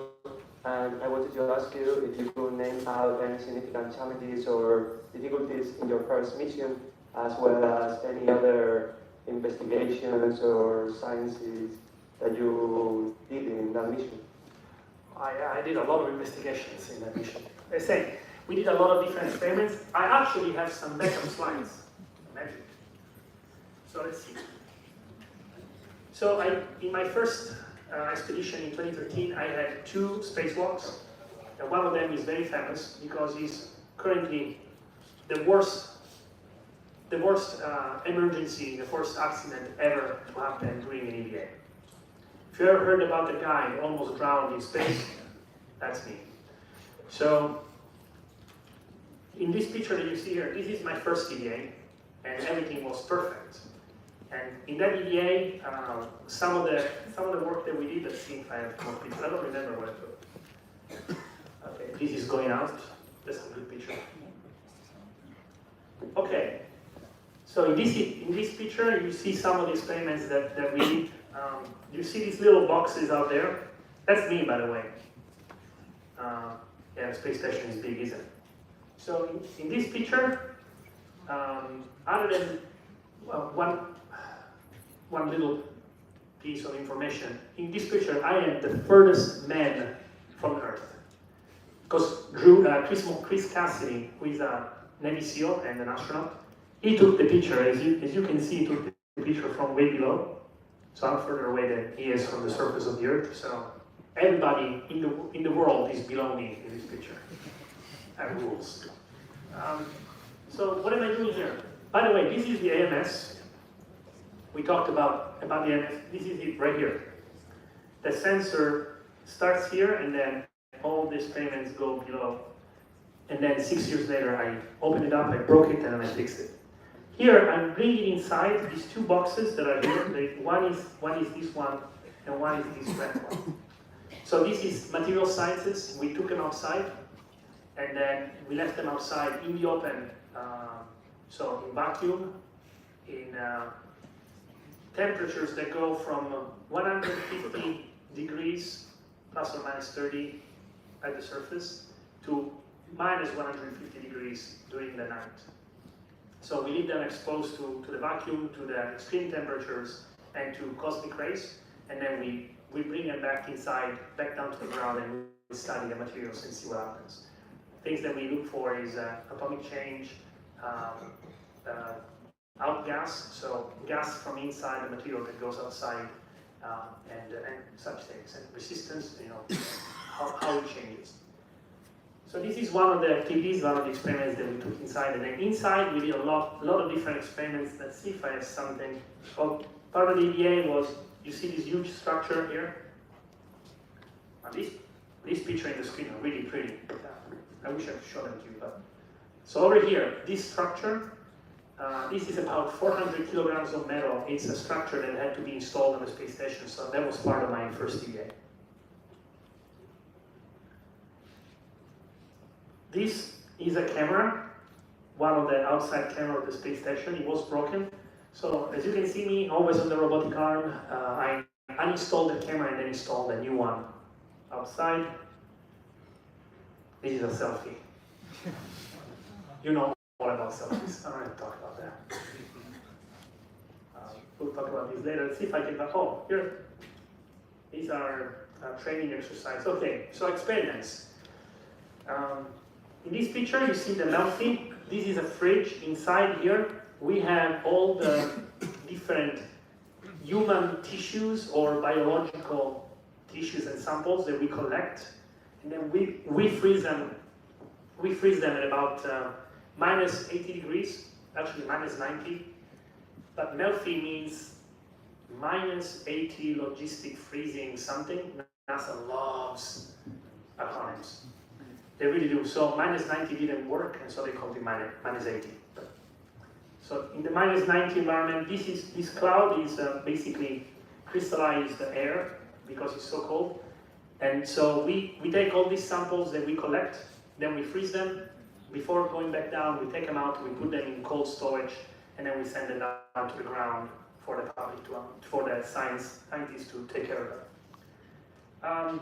Other science that we did, for the first time in 2013, we did some spinal ultrasound. It was a demonstration. Obviously, I'm not an ultrasound specialist, so we wanted to see, can an astronaut with basic training go out on the space station, talk to a medical doctor, and create images of the spine just using an ultrasound machine? So this is what I'm doing. This is Karen Nyberg. She's strapped to this plank, and then right here, this is an ultrasound. This is an ultrasound machine. This is the probe, and I'm scanning, trying to get very specific images of her spine. Now, why is that important? And we actually demonstrated that we can, because actually, an ultrasound machine, as you can see, is really small. So let's say that you are in the Arctic and you fall on the ice. You're an Inuit in northern Canada. Fall on the ice, you break a bone. How do you react? What do you do? It's really hard to find an MRI machine in the Arctic. But we demonstrated you can go there, and even with an ultrasound machine and remote connection, you can just perform an ultrasound and get very, very good images of parts of the bodies that we didn't think was possible to do. So that was the experiment, and it was very successful. Ultrasounds, again, at the time, we did not have the OCT, it came up later. So we were performing ultrasounds on ourselves. So you cannot see here, yeah, here it's better, but you cannot see here. Have you ever done ultrasounds? You use the gel, right? The gel, the sticky gel to let the passage of the ultrasounds. But here in orbit, we just use water, because the water is a blob that stays in your eye, and then you use the ultrasound to take imaging. You can see here, I'm not touching my eye. This is a water bubble around my eye. Fundoscopy, another ocular system, again to take images of the retina and to look at how the veins in the retina engorge themselves with blood when you are in space. Skin. So we had an experiment where we found out in the first iteration that our skin ages faster on orbit. So the cells tend to die at a faster rate. And we didn't know why. Is it because we don't use beauty lotions on the skin? Can we make it better with beauty lotions? Or is it just an effect of individual skin? Or is it the atmosphere too dry? We didn't know, so we did it again. And here, this machine, I'm taking images, I'm taking images of the skin, microscopic images. We're looking at different sensors in different spectrums to figure out what's happening to the skin. And we actually found out that it's very individual. Different people react differently. Some astronauts, their skin becomes old very quickly, and then it goes back to normal on the ground. Other astronauts don't have a lot of effect, so it depends, which usually is the answer. A lot of orthostatic research. So here, in this image, you see that I'm wearing these cuffs, these green things. These are not my pants, these are not my shorts. These are cuffs that are cutting the circulation to my legs. And what are we trying to do? If I ask Enrique to stand up really fast right now, he'd be able to do it, but his body would have to react with what is called the orthostatic part of his cardiovascular system. It has to constrain the veins on the legs in order for the blood not to go down too fast, and then it gives you that sense of not having enough blood in your head when you see the stars. So we wanted to see, can we do this in space? Can we reproduce the same effect? But why? To study orthostatic system, because it's hard to study. So what we did, we put these cuffs around my legs, and then we cut the blood flow to the legs. I can tell you it was not comfortable to do. You have to put a lot of pressure to cut the flow to the legs. By the way, you can see that my legs are really skinny here. That's a typical, we call it the chicken legs effect because it's the blood that goes up to the upper part of the body. Actually, while we're looking at that, other effects. So chicken legs, and then you can see that my shoulders are up. So right now, my shoulders are pulled down by the weight of my arms. But in microgravity, the arms don't have any weight, so the shoulders go into a lateral position, which is like this. And that happens to every organ in your body. So even your skin, my eyebrows go down because of the weight of the skin, but in orbit, they stay up. And so in orbit, we always look like we are surprised, and we don't care. And we have skin legs. And then we pay back when we go back down with everything. So anyway, we found out that we could cut the circulation of the blood to the legs and then release it really quickly. And look, with all these instruments that is attached to me, all this instrumentation, including on my fingers and on me and on different parts, is checking how my blood pressure changes at different parts of my body and my heart rate to see the reaction of the orthostatic system. And then here, this is called the Chibis. This is a Russian system. Have you ever seen Wallace and Gromit? Do you guys know what that is? Wallace and Gromit? I know the older people, includes you. It's a cartoon made of, it's a British cartoon. And there is one episode called The Wrong Trousers. They look exactly like this. But this is actually a real system. It pulls down via, it creates a depressurization. So the pressure is lower inside the veins and it pulls down the blood back to the feet. And we're trying to understand whether this is a system that we can use to get used to the gravity pull once we go back to the ground. Energy, so terrible pictures. Sorry, this is before I became a good photographer. But anyway, this is me in the dark. You can see my bald head here. And I'm connected to all this system, all these tubes. This is Columbus again. This is one of the racks that we use. There is a closed loop system here that takes the air that I breathe out, and that's what we do to measure the emission of carbon and to understand the basic metabolic rate. So in your 20s, your basic metabolic rate, if you're about 80 kilos, is probably 1,200 calories, 12 to 1,500 calories a day. And that means that if you don't do anything, sorry, I promise I didn't break it. If you don't do anything, you just stay in bed and stay awake without sleeping, but just don't do anything, your brain, your organs use about 12 to 1,500 calories a day just to survive. And we wanted to see if it changes in orbit. So I had to stay connected to this tube without sleeping, but without moving. I couldn't listen to music because I would get excited. I couldn't watch TV because I could get excited. So I had to just stay still for several hours to get the metabolic rate, the basic metabolic rate. And why is that important? Because when you go to the moon, we want to know how much food we have to give you. And when you go to Mars, you better carry a lot of potatoes so that you can survive even there. Yeah. Now that's a picture just to show you some of the games that we do in orbit. Obviously, microgravity, we got some oranges and apples from one of the spacecraft. And this is a picture just to tell you that we don't eat pills and creams. That's sci-fi, science fiction. We actually eat normal food on orbit. So these are some of the experiments that we did. Now, back to your question. Some of the difficulties that we encountered. So, as I told you at the beginning, one of the, this is salt and pepper, sorry. It's in water. We cannot drop anything in space. Stuff doesn't drop. So if we add powder pepper or powder salt, it would fly around the space station. So instead, we have it dissolved in water so we can attach a drop of water with salt and pepper into our food to give it some extra flavor. I don't remember if I have any other pictures. Oh yeah. We'll talk about this later if you want to. Going back to the, let's see if I can do this. difficulties.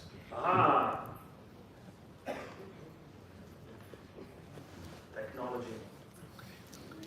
So going back to the question about the difficulties. So I'll try to keep it short because it's already a lot of time. How much time do I have, boss? You're 9 over. That's fine. I'm 9 over. Okay, I'll try to stay between 15 over. All right. Thanks, boss. So what happened in the second EDA? My spacesuit failed. It had an irreversible mechanical failure. So it's not a comfortable place to be if you're outside in your spacesuit and your spacecraft, your suit fails. So what happened? The backpack, the portable life support system, went into an irreversible mechanical failure where it started spraying water into my helmet. And see if I can find a video.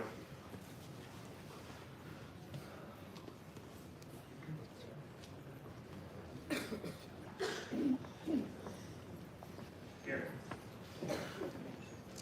The crew bringing Luca through the hatch into the equipment lock. They'll be expediting the removal of his suit,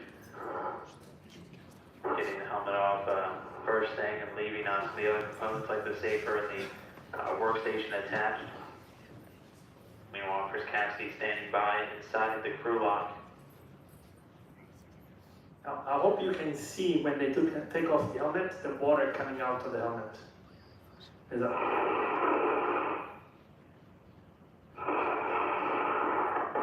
So my crew is pulling out a lot of wipes, and unfortunately they're covering it. But we found about 750 mils of water inside the helmet. So unfortunately the video is not clear enough, and I mean we were not expecting to ever find ourselves in that situation. So, but what happened is that the cooling system is water-based, and it's a continuous cycle. So the air inside the spacesuit becomes wet with the water system, and the water gets recycled because, of course, we have limitations on how much water we have inside. The recycling system is basically a pump that moves the air around, air and water, and it separates through what is called a air-water separator, which is basically a spinning pump. The spinning pump failed. It kept running, but instead of taking the water and pushing it through the system, it started spraying it into the ventilation system. The ventilation system is in the helmet, and the way it works is a fan, basically, that rotates. It's a fan that has air coming out, takes the CO2 out of your face, and then cleans it and it puts it back into the system. When it failed, it basically started accumulating water in the back of my head. And by the time we realized what was happening, I was in the dark side of the orbit, which lasts about 45 minutes. See if I can start this. This is a short simulation. And basically my head, my eyes, my ears were covered with water. This is what the water did once it started accumulating. So it covered my eyes, my ears, and then it went into my nose.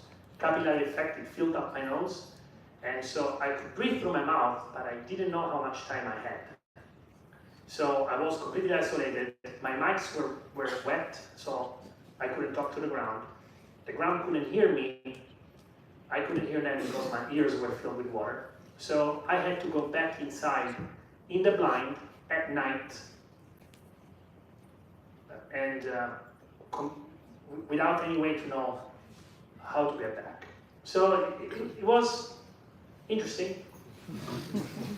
It was uncomfortable. Spoiler, I survived, obviously,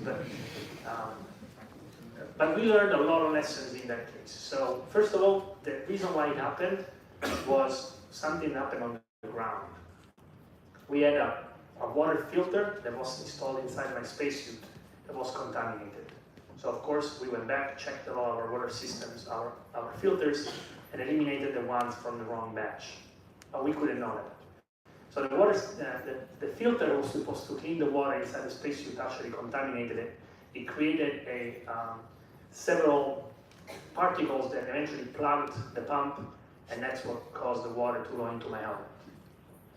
Then, another thing that happened is that we didn't think that the pump would continue working in those conditions. We thought it would fail, and that's a different emergency. It's a different contingency. If the pump stops, you open a valve in your helmet, you get air coming out, and you basically clean the air using that.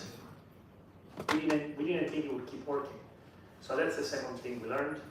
And the third thing we learned is that we can improve the procedures by understanding how the water moves. We have now different procedures in case of water in the helmet. We have different hardware inside the helmet to absorb some of the water, and but the training works. So it's good to work on your knowledge, because again, I didn't have a procedure to work on. I learned that there are two kinds of situations. Even when you fly, you can have a contingency or you can have an emergency. A contingency, all you have to do is look at your checklist and follow your checklist. Follow the procedure. Aviate, navigate, communicate, right? That's the first thing you learn in flying.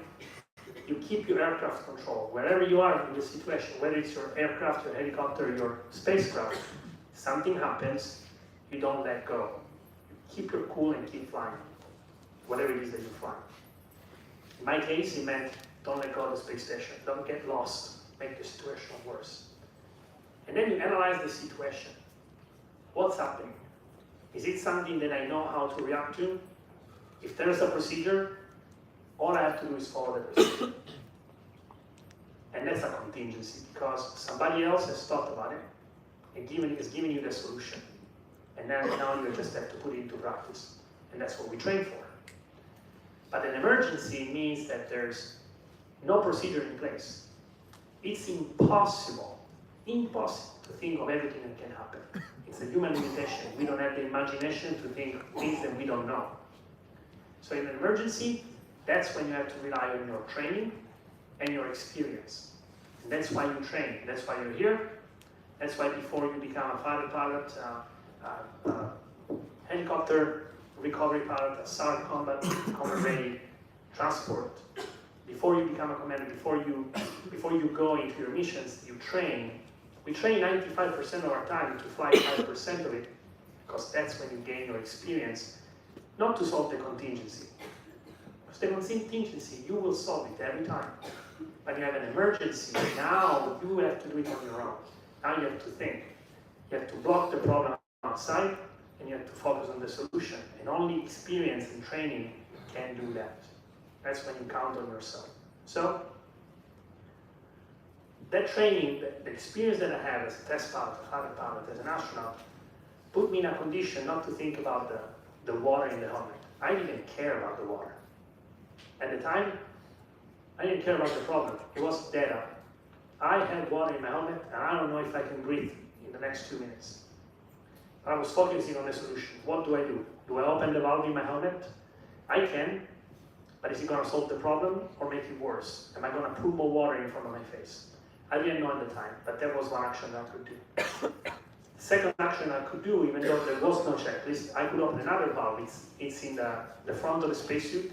It makes a big hole, really big hole. And if you open it, now you have 30 minutes of oxygen before you run out. So do you want to open it, or do you want to hold on? The other problem that I had was that we have tethers. One of them is called the safety tether. It's a long retractable cable of steel. If you get wrapped around it, because it doesn't retract at times, then you are stuck outside. So I couldn't see it, but I had to make sure that I didn't wrap myself around it, even whether I saw it or not. So these were the things that I was thinking about. And believe it or not, on the ground, they didn't even know that I was in trouble. They had no idea, because I couldn't tell them, they couldn't see me, and my heart rate never changed. Well, it stayed the same throughout the whole emergency, because I wasn't thinking about the problem. I was thinking about how do I get back to the airlock by myself in the dark. In a way, also, I couldn't feel anything because the gloves are pressurized. The spacesuit is pressurized at 4.3 psi. Every time you touch anything, every time you want to grab onto something, it's like squeezing a tennis ball, same pressure. So you have no sense of touch, you really have no sense of feeling when you hold on to something. You just have to rely on your experience and what you know. So basically in the end I used a 3D mental map that I had on the space station, thanks to the training that we do underwater in virtual reality in all sorts of settings, to navigate back to the airlock. Once I found the airlock, it was much easier because I could see there was light, so I wasn't in the dark anymore.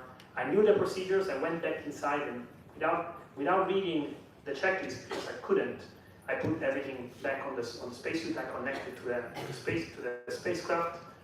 At the time, now I had oxygen, I had air, and the water was still in my face, but now I was inside. So I had other plans. Once Chris closed the hatch, I knew that I was going to be okay. It still took 20 minutes to repressurize with the water still in my face. And as you know, when you descend down and you increase the pressure, your ears hurt, right? And what you do, you plug your nose, you blow, and your ears go back to normal. Well, you cannot plug your nose with your hands. So inside the helmet, we have actually a little device called the Valsalva device. It's a sponge. You plug your nose, you blow with your nose, and then you unplug your ears. But it's a sponge, it was wet. When I did it, it ripped off, and I have this very clear image of it floating in front of my eyes. Not very useful. So it was painful, extremely painful while they were repressurizing from 0 all the way to 14 psi. That said, I was sitting very still because every motion I would do would slosh the water in my helmet, very uncomfortable. So at one point, Chris squeezed my hand.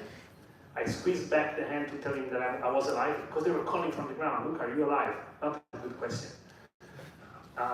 Also, I couldn't reply one way or the other. So Chris squeezed my hand, I squeezed back, he looked around somehow, and he replied, "Yeah, he's fine, he's miserable, but he's okay." So you saw the end of it, they took my helmet off, we found all the water, and that emergency, like you saw it, that one will never happen again, because now it's a contingency, not an emergency anymore. I think we are really late. I promised 6 minutes, it took me 10.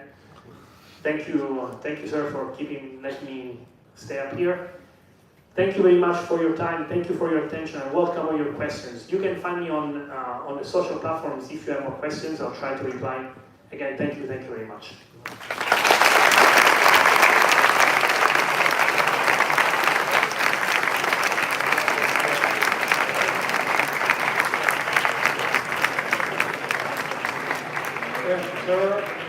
Sir, Luca, first of all, before leaving, all the experience waiting these days to say, I would like to thank you, first of all, to this amazing conference. Well, it's very nice. Thank you very much, because I know that it's very difficult to find a gap in your busy agenda to be with us. But especially, I would like to thank you for teaching all of us that impossible is nothing. So on behalf of all the Air Spanish Air Force Academy, I would like to give you this present. Thank you so much. Wow. Really cool.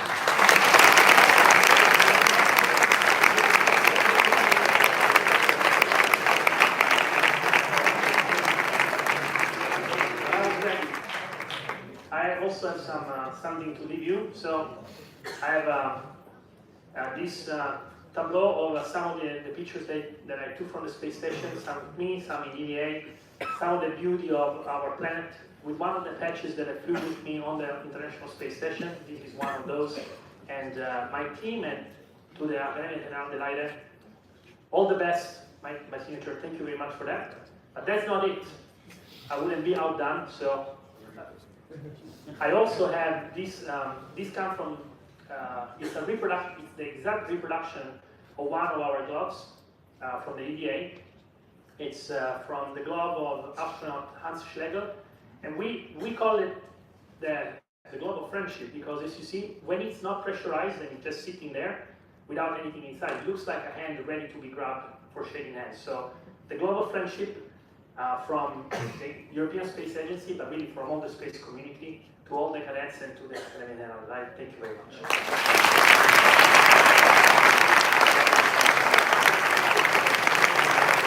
promise, we have a special place in our new building, the space building. We are now occupied here in the garden. Thank you very much, sir.